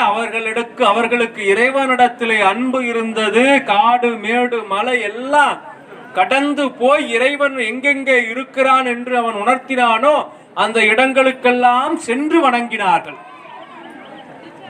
ஆனால் நாம இன்றைக்கு போய் வணங்குகின்றோமா என்று சொன்னால், உள்ளூரிலே நம்ம ஊர்ல இருக்கிற நம்ம வீட்டுக்கு பக்கத்துல இருக்கிற சிவாலயத்துக்கு கூட நமக்கு போறதுக்கு யாரா போறது அப்படிங்கிற ஒரு சிந்தனையில இருக்கிறோம். அப்ப இந்த லிங்க வழிபாட்டை முழுமையாக நம்மால் செய்துவிட முடியுமானா திருவருள் நிச்சயமா முடியாது. சரி, அடுத்து இந்த சங்கம வழிபாடு என்று சொல்லக்கூடிய இந்த சங்கம வழிபாட்டை செய்து நாம இந்த ஐம்புல வேடரின் அணைந்து அதெல்லாம் கடந்து போயிடலாமா அப்படின்னா, யார் ஒருவர் அடியாராக இருந்தாலும் அவரை வணங்குவதற்கு நம்முடைய கை தயாராக இருக்குமா அப்படின்னா நிச்சயமாக நம்முடைய மனம் அதற்கு தயாராக இருக்காது என்பது உண்மை. யோசிச்சு பாருங்க, ஒருவர் திருநீரும் ருத்ராக்கமும் அணிந்து கொண்டு வராருன்னு வச்சுக்குவோம். அவரை பார்த்த உடனேயே வணங்கணும், அவருடைய காலில் விழணும் சொல்றாங்க. சரி, இப்படி நமக்கு சொல்லியிருக்காங்களே, நாம போய் செய்யலான்னு பார்த்தா அவர் யாருன்னு பார்த்தீங்கன்னா, 10 வருஷமா நம்ம பக்கத்து வீட்டுல இருந்துட்டு நம்ம வீட்டையே கட்ட விடாம தடுத்த ஒருத்தர் திருநீரும் ருத்ராட்சமும் போட்டு வராருன்னா இங்க போய் அவரை கும்பிடுங்கன்னா கும்பிடுவீங்களா? மனசு வருமா? அவனை பார்த்த உடனே அட பாவி, 10 வருஷமா பக்கத்துல இருந்துட்டு என் வீட்டை கட்ட விடாம பண்ணான இவனையெல்லாம் போய் கையெடுத்து கும்பிடுறதா? ஒரு படத்துல கொடை வச்சுக்கிட்டு செந்தில் போவான். கவுண்டமணி என்ன பண்ணுவான்? அவன் பார்த்த உடனே வெள்ளை சட்டை போட்டு வெள்ளை வேஷ்டி கட்டிட்டு கொடையெல்லாம் பிடிச்சிட்டு போன உடனே பெரிய மனுஷன் நினைச்சு ஐயா வணக்கம் அப்படிமா, வணக்கம் வணக்கம் அப்படின்னு திரும்பி செந்தில் சொல்லுவான். ஐயோ, இவனையா கும்பிட்டோம், இந்த கையை கொண்டு போய் அடுப்புல வச்சு கருக்கிடணும் அப்படிமா. அந்த மாதிரி நாம என்ன நினைப்போம், நமக்கு ஒரு துன்பம் செய்தவர் அல்லது நம்மை விட கீழான நிலையில இருப்பவர் யாரையாவது பார்த்து இந்த மாதிரி திருநீர் ருத்ராக்கம் போட்டிருக்கிறாங்க, நாம அவங்கள கும்பிடணும்னு சொன்னா நம்ம மனசுக்குள்ள இவனை எல்லாம் கும்பிடணுமா அப்படின்னு யோசிக்கும். அப்ப அதையும் செய்ய முடியாது, இதையும் நம்மால முழுமையா செய்ய முடியாது. அப்ப எதைத்தான் செய்ய முடியும் அப்படின்னு நாம யோசிச்சோம்னா, அதுக்குதான் நம்ம எல்லா ஊருக்கும், ஒரு ஊருக்கு நடந்து போகலாம், சைக்கிள்ல போகலாம், டிவிஎஸ் 50 CVS எக்ஸல்ல போகலாம், இல்லைன்னா நல்ல பல்சர் பைக்ல போகலாம், அப்படியும் இல்லையா ஒரு கார் எடுத்துட்டு போகலாம், ஆடி கார்ல போகலாம். அதையும் தாண்டி கொஞ்சம் தொலைவா இருக்குன்னா நம்ம நினைச்சா ரயில்ல போகலாம், அடுத்து விமானத்துல போகலாம். இது எல்லாத்துலயும் எதுல சீக்கிரமா போகலான்னா, விமானம் ஏறினால் பல மைல்களை சில மணிகளில் நாம் கடந்து விட முடியும். அப்படி பல பிறவிகளிலே நமக்கு வரக்கூடிய வினையை விமானத்தின் மூலமாக பல ஆயிரம் மைல்களை, பல ஆயிரம் கிலோமீட்டர்களை சில மணிகளிலே நாம் கடப்பதற்கு உரிய வாய்ப்பை நமக்கு எது ஏற்படுத்தி தரும்? பல பிறவிகளிலே நாம் செய்த பாவங்களை எல்லாம் தீர்ப்பதற்கு எது ஒரு சிறந்த வழியாக இருக்கும் என்று சொன்னால், இந்த 3 வகை வழிபாட்டிலே குரு வழிபாடு என்ற ஒன்றுதான் நம்மை உய்வுக்கு கொண்டு வரும். அதைத்தான் இது சொல்லுகின்றது. எப்படி என்று சொன்னால், ஐம்புல வேடரின் அயர்ந்தனை, நம்ம இடத்துல இருக்கிற அந்த 5 புலன்களும் அப்படியே பிடித்து நம்மை ஆட்டுகின்றது. இது எப்படின்னா, வேடர்கள் போல. வேடர்களுடைய இயல்பு என்னன்னா, அவர்களுக்கு வேற ஒன்றும் தெரியாது. காட்டில் இருக்கக்கூடிய விலங்குகளை போய் கொல்லெறி குத்துன்னு அப்படியே வேட்டையாடி அதை மட்டுமே தின்று வளர்பவர்கள். நாம் அந்த மாமிச உணவை உண்ணக்கூடாது, நாம் இறைவனை பற்ற வேண்டும், அந்த நிலைப்பாடெல்லாம் அவங்க கிட்ட இருக்காது. தினமும் போவாங்க, ஏதாவது கிடைக்கிறத கொல்லுவாங்க, சாப்பிடுவாங்க, அப்படியே வாழ்ந்துட்டு போயிடுவாங்க. அப்படி இந்த வேடர்களிடத்துல பிடித்து நாம் எல்லாம் இருக்கின்றோம் வளர்ந்து.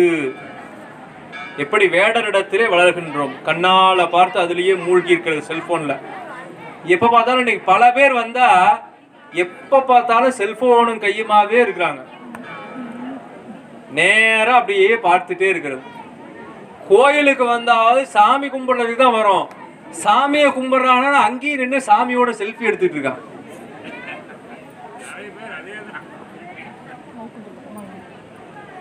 செல்போனை எடுத்து படம் பிடிக்கிறது.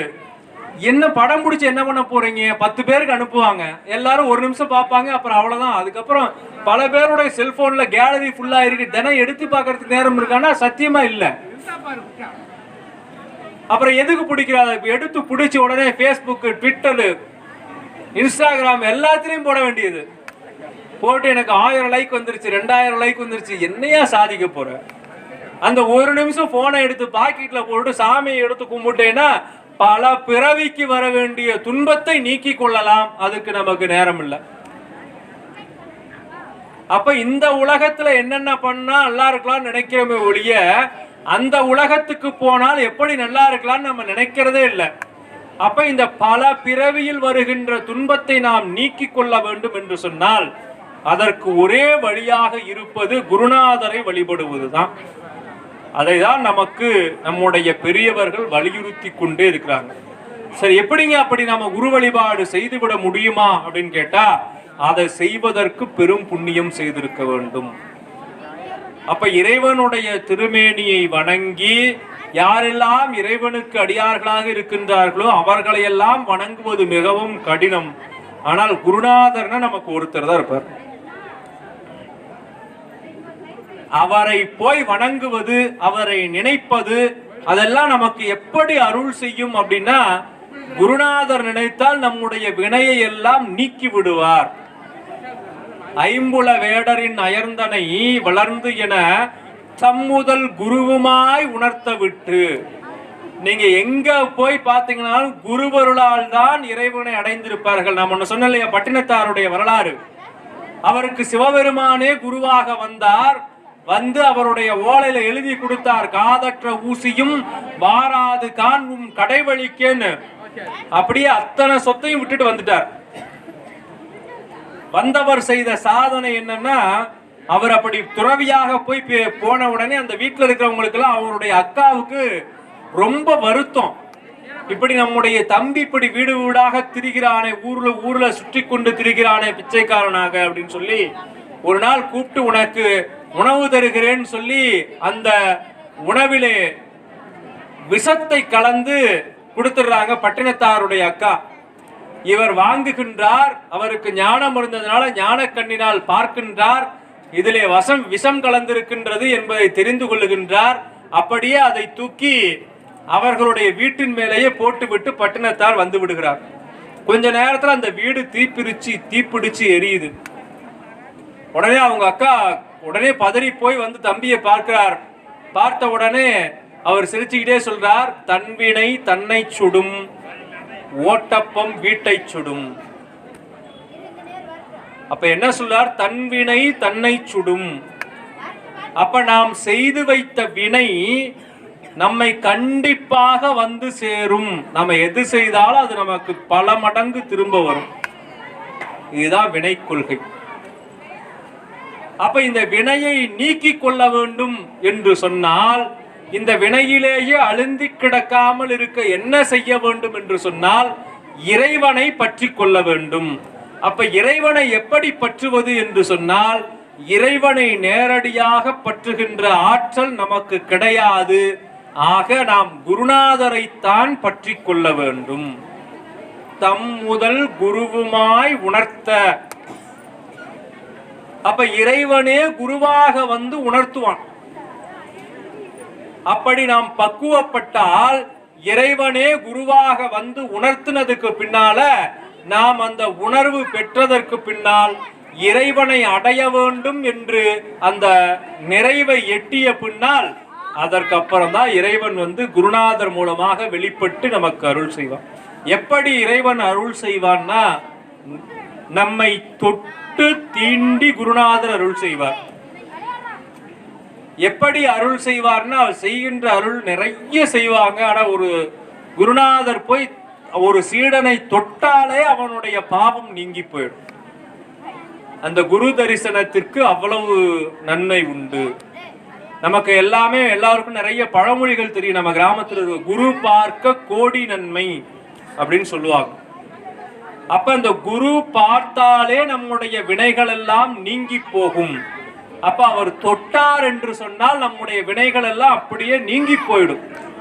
அப்ப குரு நம்மை தொட வேண்டும். எப்படின்னா, இது எப்படி நமக்கு அருளை கொடுக்கும்னா, ஒரு கோழி முட்டையிட்டு அதன் மேல் தன்னுடைய ஸ்பரிசத்தை வைத்து அப்படியே இருந்ததுன்னா கொஞ்ச நாள் அது முட்டையாக முட்டையிலிருந்து குஞ்சு வெளிப்படும். இது ஸ்பரிசத்தால் அருள் செய்வது. அடுத்து பார்வையால் அருள் செய்வது. குரு பார்க்க கோடி நன்மைன்னு சொன்ன. குரு பார்த்தால் நமக்கு எல்லா நன்மையும் கிடைக்கும். அதனாலதான் வியாழக்கிழமையான கிளம்பி கொண்டக்கடலை மாலையை தூக்கிட்டு மஞ்சள் துணியை எடுத்துக்கிட்டு நேரா தட்சிணாமூர்த்திட்ட வந்துடுறோம். குரு பார்வை வேண்டும். அந்த குரு பார்வை வேண்டும்னா நம்ம தட்சிணாமூர்த்திட்ட போய் கொண்டக்கடலை மாலை இதெல்லாமே அந்த குருவுக்கு அல்ல. அவர் எப்படிப்பட்டவர் என்று சொன்னால், அவர் ஞானமே வடிவானவர். ஞானமே வடிவானவர். அவருக்கு இந்த கொண்டக்கடலை எல்லாம் கிடையாது, மஞ்சள் துணியெல்லாம் கிடையாது. நவகிரகத்தில் இருக்கிற குருவுக்கு தான் கொண்டக்கடலை மாலை, இந்த மஞ்சள் துணி எல்லாம். அப்ப இவருக்கு என்ன செய்வதுன்னா ஞானம். அவரை போய் கும்பிட கும்பிட ஞானம் வரும். அந்த ஞானத்தை அடைவதற்காக தான் அவரை போய் நல்லா ஊத்து பார்த்தீங்கன்னா அவரு கீழே 4 முனிவர்கள் இருப்பாங்க. அந்த 4 முனிவர்களும் யாருன்னா பிரம்மாவினுடைய மகன்கள் 4 பேர். அவங்க எல்லாம் படிச்சாங்க, அவங்களுக்கு எதுவுமே புரியல. இந்த உலகத்துல நிலையானது எது, என்ன ஞானம்? நான் இத்தனை வேதங்களை படிச்சிட்டேன், இத்தனை புராணங்களை படிச்சுட்டேன், எல்லாத்தையும் படிச்சுட்டேன், எனக்கு எதுவுமே விளங்கலையே. சாமி வந்தார், சரி இங்க வா, நான் காட்டுகிறேன் உனக்கு எது ஞானம் அப்படின்னு. தட்சிணாமூர்த்தியினுடைய கையை பார்த்தீங்கன்னா இப்படி இருக்கும். இவ்வளவுதான். அதை காட்டினார். உடனே அவங்களுக்கு என்ன செய்யணுங்கிறது விளங்கிடுச்சு. இதான் சொல்லுவது, சொல்லாமல் சொல்வது. அவர் பேசல, மௌனத்தால் உபதேசித்தார். அவர்கள் புரிந்து கொண்டார்கள்.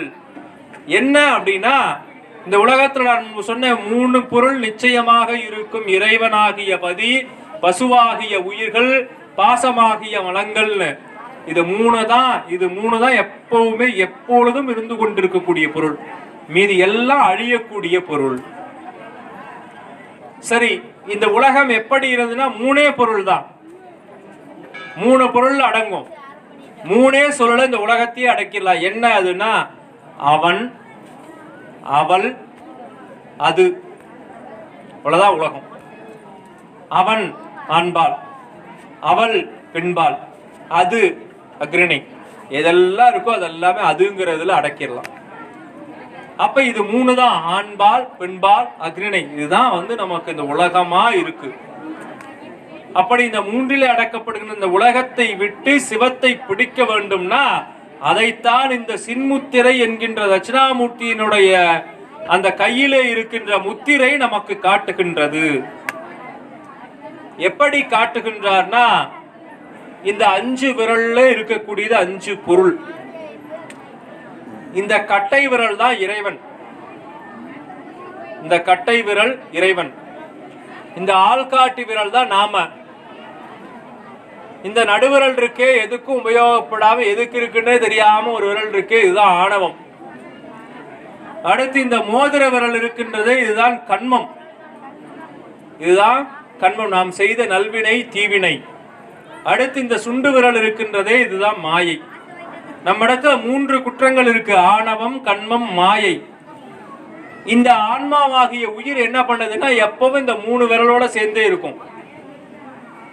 நீங்க கையை எப்படி வச்சு பாத்தீங்கன்னாலும் இந்த 3 விரல் சேர்ந்தே இருக்கும், இந்த 4 விரலும் சேர்ந்தே இருக்குது, 3 கூடயே இந்த விரல் இருக்கும். ஆனா இந்த இறைவன் என்கின்ற இந்த பதி, இறைவன் மட்டும் தனித்து இருப்பான். ஏன்னா அவன் மலச்சார்பு இல்லாதவன், அவன் எந்த விதமான குற்றமும் இல்லாதவன். நாம குற்றம் உடையவர்கள், அதனால குற்றங்களோட சேர்ந்திருக்கிறோம். அவன் குற்றம் இல்லாதவன், அவன் தனியாக இருக்கிறான். சரி, இப்ப இந்த உயிர் என்ன செய்யணும் அப்படின்னு சொன்னா, இந்த விரல் என்ன செய்யணும்னா இந்த 3 விரல்களோட இருப்பதை விட்டு விட்டு இந்த கட்டை விரலோட சேரணும். சரி, அப்படி சேர்ந்துட முடியுமா அப்படின்னா எல்லாருமே ஒரு முயற்சி பண்ணி பாருங்க. இந்த கட்டை விரலை அசைக்காம உங்களுடைய ஆள்காட்டி விரலை கொண்டு இந்த கட்டை விரலோட சேர்த்து பாருங்க. கட்டை விரலோட அடியில முடியவே முடியாது. அப்ப நாம் இறைவனை அடைய வேண்டும் என்று சொன்னால் அதற்கு முதல்ல இறைவன் அசையணும். இறைவன் உத்தரவு கொடுத்தால்தான் நாம் என்ன பண்ண முடியும், அவனை சென்று அடைய முடியும். அப்படிப்பட்ட இறைவனை சென்று அடையக்கூடிய வழியாக இருப்பதுதான் குரு. அதனாலதான் நமக்கு சொல்லுவாங்க மாதா பிதா குரு தெய்வம்.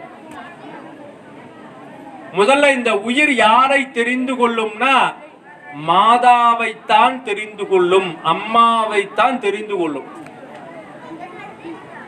நீங்க பார்த்தீங்கன்னா இன்றைக்கு எவ்வளவோ அறிவியல் முன்னேற்றம் வந்துருச்சு. அந்த அறிவியல் முன்னேற்றத்துல ஒரு பெண் பிரசவத்திற்கு பின்னால் கொஞ்ச நாள் பின்னால இறந்து போயிடுறாங்க. அந்த பெண்ணினுடைய இதயத்தை எடுத்து வேறு ஒரு ஆணுக்கு பொருத்தி இருக்கிறாங்க வெளிநாட்டுல.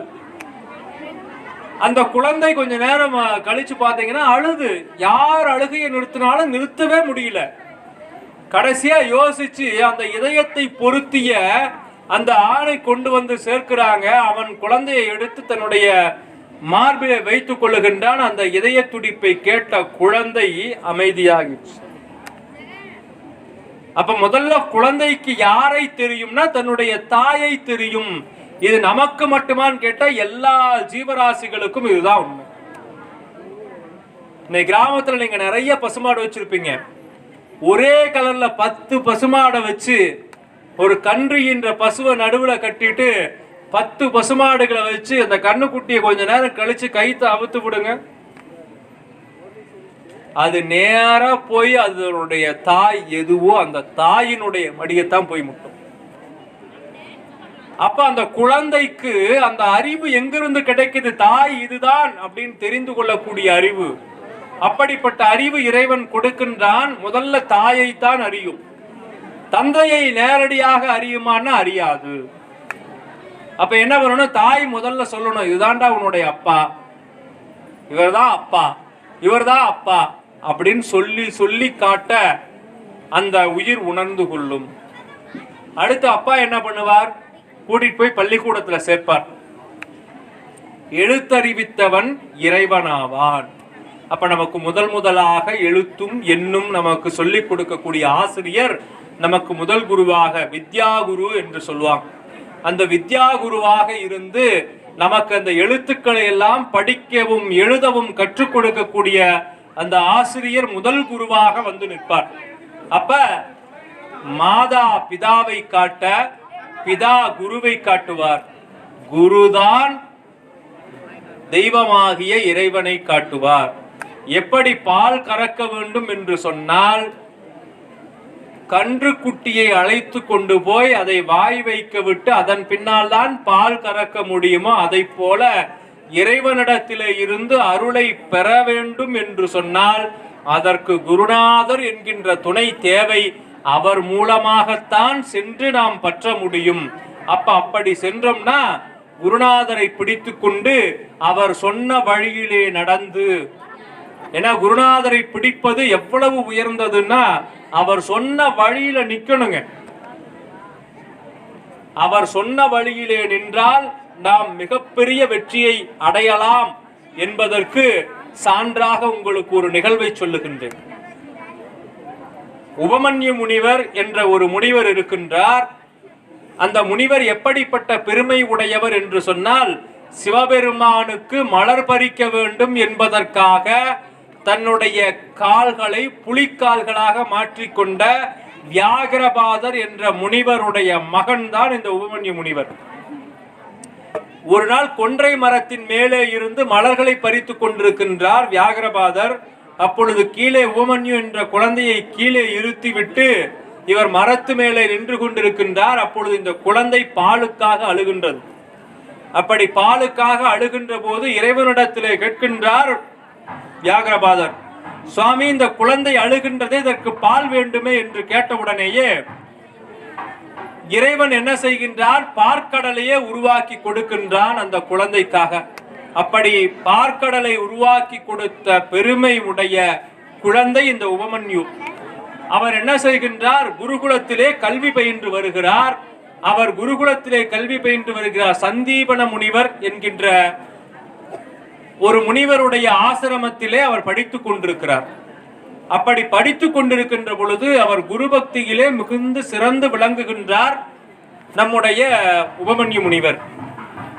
அப்படி அவர் சிறப்பாக இருப்பதை பார்த்து இவருடைய பெருமையை உலகறிய செய்ய வேண்டும் என்று நினைக்கின்றார். அப்படி நினைத்த உடனேயே எப்பவுமே வகுப்பிலே முதல் வரிசையிலே முதல் மாணவராக உட்கார்ந்து பாடம் கேட்கக்கூடிய உபமன்யு முனிவரை பார்த்து சந்தீபன முனிவர் சொல்லுகின்றார், இன்றிலிருந்து நீ இந்த மடத்திலே நம்முடைய குருகுலத்திலே உணவு உண்ணக்கூடாது என்று சொல்லுகின்றார். அப்படி சொன்ன உடனேயே சரிங்க சுவாமி நான் அப்படியே செய்கின்றேன் என்று உபமன்யு முனிவர் சொல்லுகின்றார். அடுத்து ஒரு வாரம் ஆகுது, உபமன்யு வந்து பாடம் கேட்டுக் கொண்டிருக்கின்றார். நீ எப்படி உணவு இல்லாமல் எப்படி பாடம் கேட்கிறாய்னா, நான் வெளியிலே பிச்சை எடுத்து உணவு உண்டு நான் பாடத்தை கேட்டுக் கொண்டிருக்கிறேன். சரி, அப்படியானால் நீ உணவு உண்ட பிச்சை எடுத்த அந்த உணவையும் இங்கே கொண்டு வந்து கொடுத்து விடு என்று சந்தீபன முனிவர் சொல்லுகின்றார். சரி என்று ஒப்புக்கொண்ட உபமன்யு அடுத்த முறை பிச்சை எடுத்த உணவையும் கொண்டு வந்து கொடுத்து கொண்டே இருக்கிறார். ஒரு வாரம் போகுது. மீண்டும் முதல் வரிசையில உட்கார்ந்து உபமன்யு முனிவர் பாடம் கேட்டுக்கொண்டே இருக்கிறார். உபமன்யு, இங்கே மடத்திலே சாப்பிடுகின்றாயா குருகுலத்திலே? இல்லை சுவாமி. நீ பிச்சை எடுத்து கொண்டு வந்த உணவை சாப்பிடுகின்றாய்? இல்லை சுவாமி, அதை இங்கே கொடுத்து விடுகிறேன். சரி, உணவுக்கு என்ன செய்கிறாய்? நான் இரண்டாவது முறையாக பிச்சை எடுக்க போகிறேன். இனிமேல் இரண்டாவது முறையாக பிச்சை எடுக்க போகாத. சரிங்க சுவாமி. அடுத்து வருகிறார். என்ன இவன் என்ன பண்ணாலும் போக மாட்டேங்கிறானே, பசியும் சொல்ல மாட்டேங்கிறானேன்னு பார்க்கிறார். உபமன்யு, என்ன செய்கிறாய் உணவுக்கு அப்படின்னு கேட்கிறார். கேட்டவுடனேயே, சுவாமி இந்த மாதம் என்னை நீங்கள் மாடு மேய்க்க சொல்லி இருக்கிறீர்கள். நான் மாடு மேய்க்க போகின்ற பொழுது அங்கே பசுக்கள் தன்னுடைய கன்றை நினைந்து புல்மேய்ந்து கொண்டிருக்கும் போது தானாக பால் சொரியும். அந்த பாலை பிடித்து குடிக்கின்றேன். அதனால் நான் பசி இல்லாமல் இருக்கிறேன். சரி, பால் விழுந்து மண்ணிலே விழுந்து வீணாக போனாலும் சரி, நீ இனிமேல் பாலை குடிக்காதே, அந்த பாலையும் குடிக்க கூடாதுன்றார். அடுத்து ஒரு வாரமாகுது. உபமன்யு முனிவர் வழக்கம் போல வந்து பாடம் கேட்டுக் கொண்டிருக்கின்றார். இவர் பார்க்கிறார். உபமன்யு, என்ன செய்கிறாய் உணவுக்கு? சுவாமி, பசுக்கள் எல்லாம், அந்த பசு கன்றுகள் எல்லாம் பால் குடித்த பின்னால் அந்த பசு கன்றினுடைய வாயிலிருந்து ஒரு நுரை வரும், அதை எடுத்து சாப்பிடுகின்றேன். அதனால் நான் வந்து பாடம் கேட்கிறேன். சரி, இனிமேல் அதையும் சாப்பிடாதே அப்படின்ட்டார். உடனே ஒரு நாள் ஆச்சு, இவருக்கு பசி தாங்க முடியல. மாடு மேய்க்க போகிறார். போகின்ற வழியில இது என்னடா, எந்த உணவையும் சாப்பிடக்கூடாது என்று குருநாதர் சொல்லிவிட்டாரே அப்படின்னு, சரி மனிதர்கள் சாப்பிடுகின்ற உணவைத்தானே சாப்பிடக்கூடாதுன்னு சொல்லிட்டார், நாம எருக்கஞ்செடியிலிருந்து வர்ற பாலை குடிப்போம்னு அந்த எருக்கம் செடியை ஒடித்து அந்த பாலை குடித்து விடுகின்றார் பசி தாங்க முடியாம. அப்போ அந்த பாலில் இருந்த விஷம் அவருடைய கண் பார்வை போயிடுது. உபமன்ய முனிவருக்கு கண் பார்வை போன உடனேயே அவர் தட்டு தடுமாறி குருகுலத்திற்கு வர வேண்டும் என்று சொல்லி வேகமாக வருகிறார். வருகின்ற வழியில ஒரு பாலடைந்த கிணற்றிலே விழுந்து விடுகிறார் கால் தவறி. கால் தவறி விழுந்தவர் கீழே போய் விழாமல் ஒரு விழுதை பிடித்து கொண்டு தொங்கிக் கொண்டிருக்கிறார். அப்படி தொங்கிக் கொண்டிருக்கின்ற பொழுதும் குருநாதா குருநாதா குருநாதா என்று சொல்லிக்கொண்டே இருக்கின்றார். இங்கே பாடம் ஆரம்பிக்கின்றது. வழக்கமாக முதல் வரிசையிலே முதலாளாக உட்கார்ந்து கேட்கின்ற உபமன்யு இல்லை. எங்கே உபமன்யு என்று கேட்கிறார். யாருக்கும் தெரியவில்லை. பசுமாடுகள் எல்லாம் தானாகவே வந்து ஆசிரமத்தை சேர்ந்து விட்டன. உபமன்யுவை காணோம் என்று தேடிக்கொண்டு இரவிலே வருகிறார்கள். அப்பொழுது குருநாதர் உபமன்யு உபமன்யு என்று சப்தம் கொடுத்து கொண்டே செல்லுகின்றார் சந்தீபன முனிவர். அப்படி அவர் போகும் பொழுது, குருநாதா நான் இங்கே கிணற்றிலே பாதியிலே கிடக்கின்றேன் சொல்றார். உடனே வந்து பார்க்கிறார். பார்த்துவிட்டு, எப்படி நீ இங்கே விழுந்தாய் என்று கேட்கிறார் சந்தீபன முனிவர். சுவாமி, நீங்கள் மனிதன் சாப்பிடுகின்ற உணவை தானே சாப்பிடக்கூடாது என்று சொன்னீர்கள். நான் இப்படி எருக்கம்பாலை குடித்து விட்டேன், அதனால் எனக்கு கண் பார்வை போய் நான் இங்கே வந்து விழுந்து விட்டேன் என்று சொல்லுகின்றார். அப்படி சொன்ன உடனேயே, சரி நான் உனக்கு தேவர்களுக்கு வைத்தியம் பார்க்கக்கூடிய அஸ்வினி தேவர்கள் என்ற அந்த இரட்டையர்கள் வரக்கூடிய மந்திரத்தை உனக்கு சொல்லுகின்றேன். அந்த மந்திரத்தை நீ 108 முறை சொன்னால் அந்த தேவர்கள் வந்து உனக்கு கண் பார்வை கொடுப்பார்கள் சொல்றார் குருநாதர். இதாங்க குருவரும். அப்படி சொன்ன உடனேயே அந்த மந்திரத்தை சொல்லிக் கொடுத்த உடனேயே அந்த மந்திரத்தை சொல்லுகின்றார். சொன்ன உடனேயே அஸ்வினி தேவர்கள் வருகின்றார்கள். வந்தவர்கள் உனக்கு எப்படி கண் பார்வை போயிற்றுன்னு கேட்கிறாங்க. ஏன்னா வைத்தியம் பார்க்கறதுக்கு முன்னால அந்த நோய் எப்படி வந்ததுன்னு தெரிஞ்சுக்கணும். அதை தெரியாம மருந்து கொடுக்க கூடாது. அப்படி அவர்கள் வந்த உடனே கேட்கிறாங்க, உனக்கு எப்படி இந்த கண் பார்வை போனதுன்னு உபமன்ய முனிவர் சொல்லுகின்றார். சொன்ன உடனே இவங்களுக்கு ஒரு ஆச்சரியம், ஒரு மனிதனால் இப்படி இருக்க முடியுமா?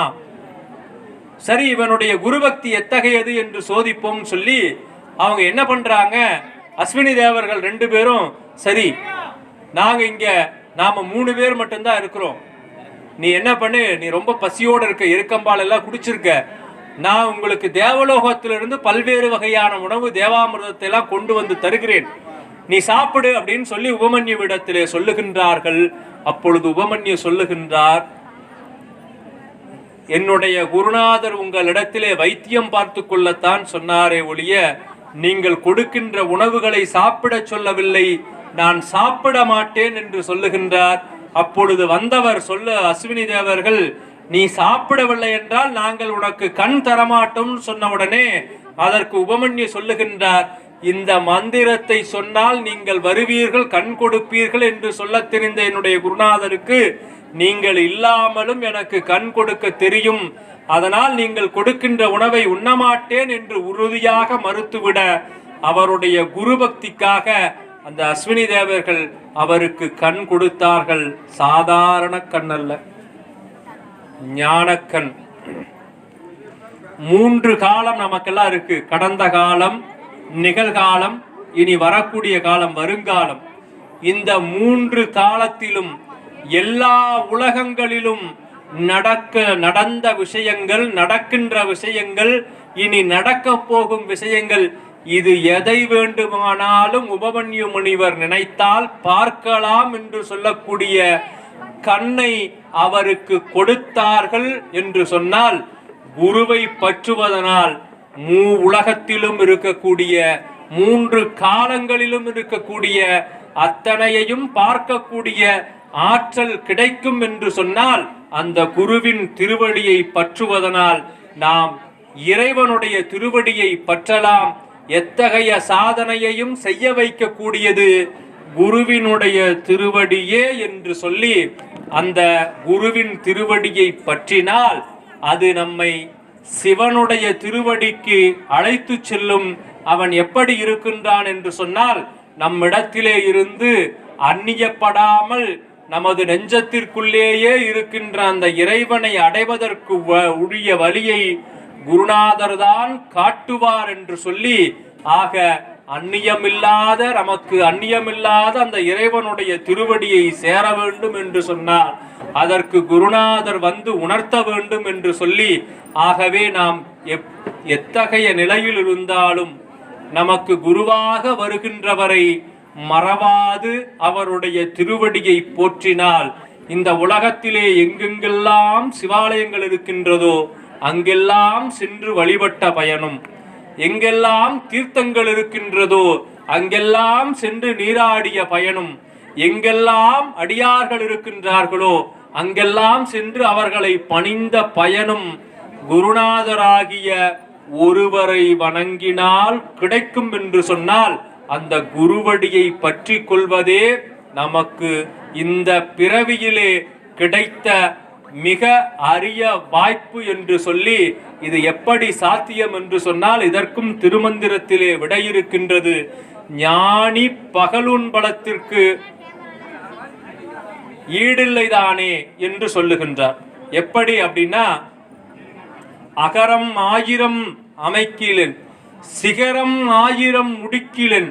அதாவது 1000 கோயில் கட்டி கும்பாபிஷேகம் பண்ணாலும் கிடைக்காத பலன் ஒரு ஞானி பகல் வேளையிலே அவருக்கு உணவு கொடுத்தால் அது கிடைத்துவிடும் என்று சொல்லுகின்றார். என்று சொன்னால் அந்த ஞானிகளினுடைய திருவடியை, அந்த ஞானத்தை நமக்கு வழங்குகின்ற குருநாதருடைய திருவடியை பற்றி நிற்போமேயானால் அது நம்மை அரண்கழலாகிய சிவபெருமானுடைய திருவடிக்கு அழைத்து செல்லும் என்று சொல்லி நல்லதொரு வாய்ப்பிற்கு நன்றி கூறி நிறைவு செய்கின்றேன்.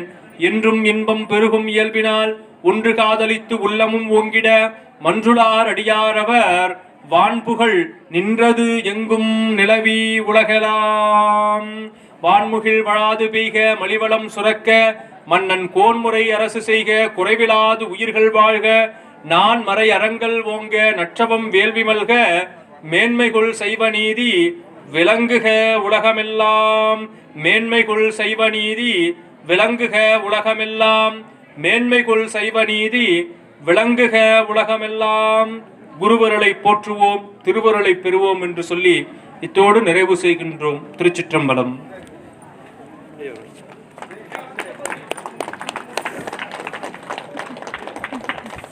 பெரியவர்களே, அவனருளாலே அவன்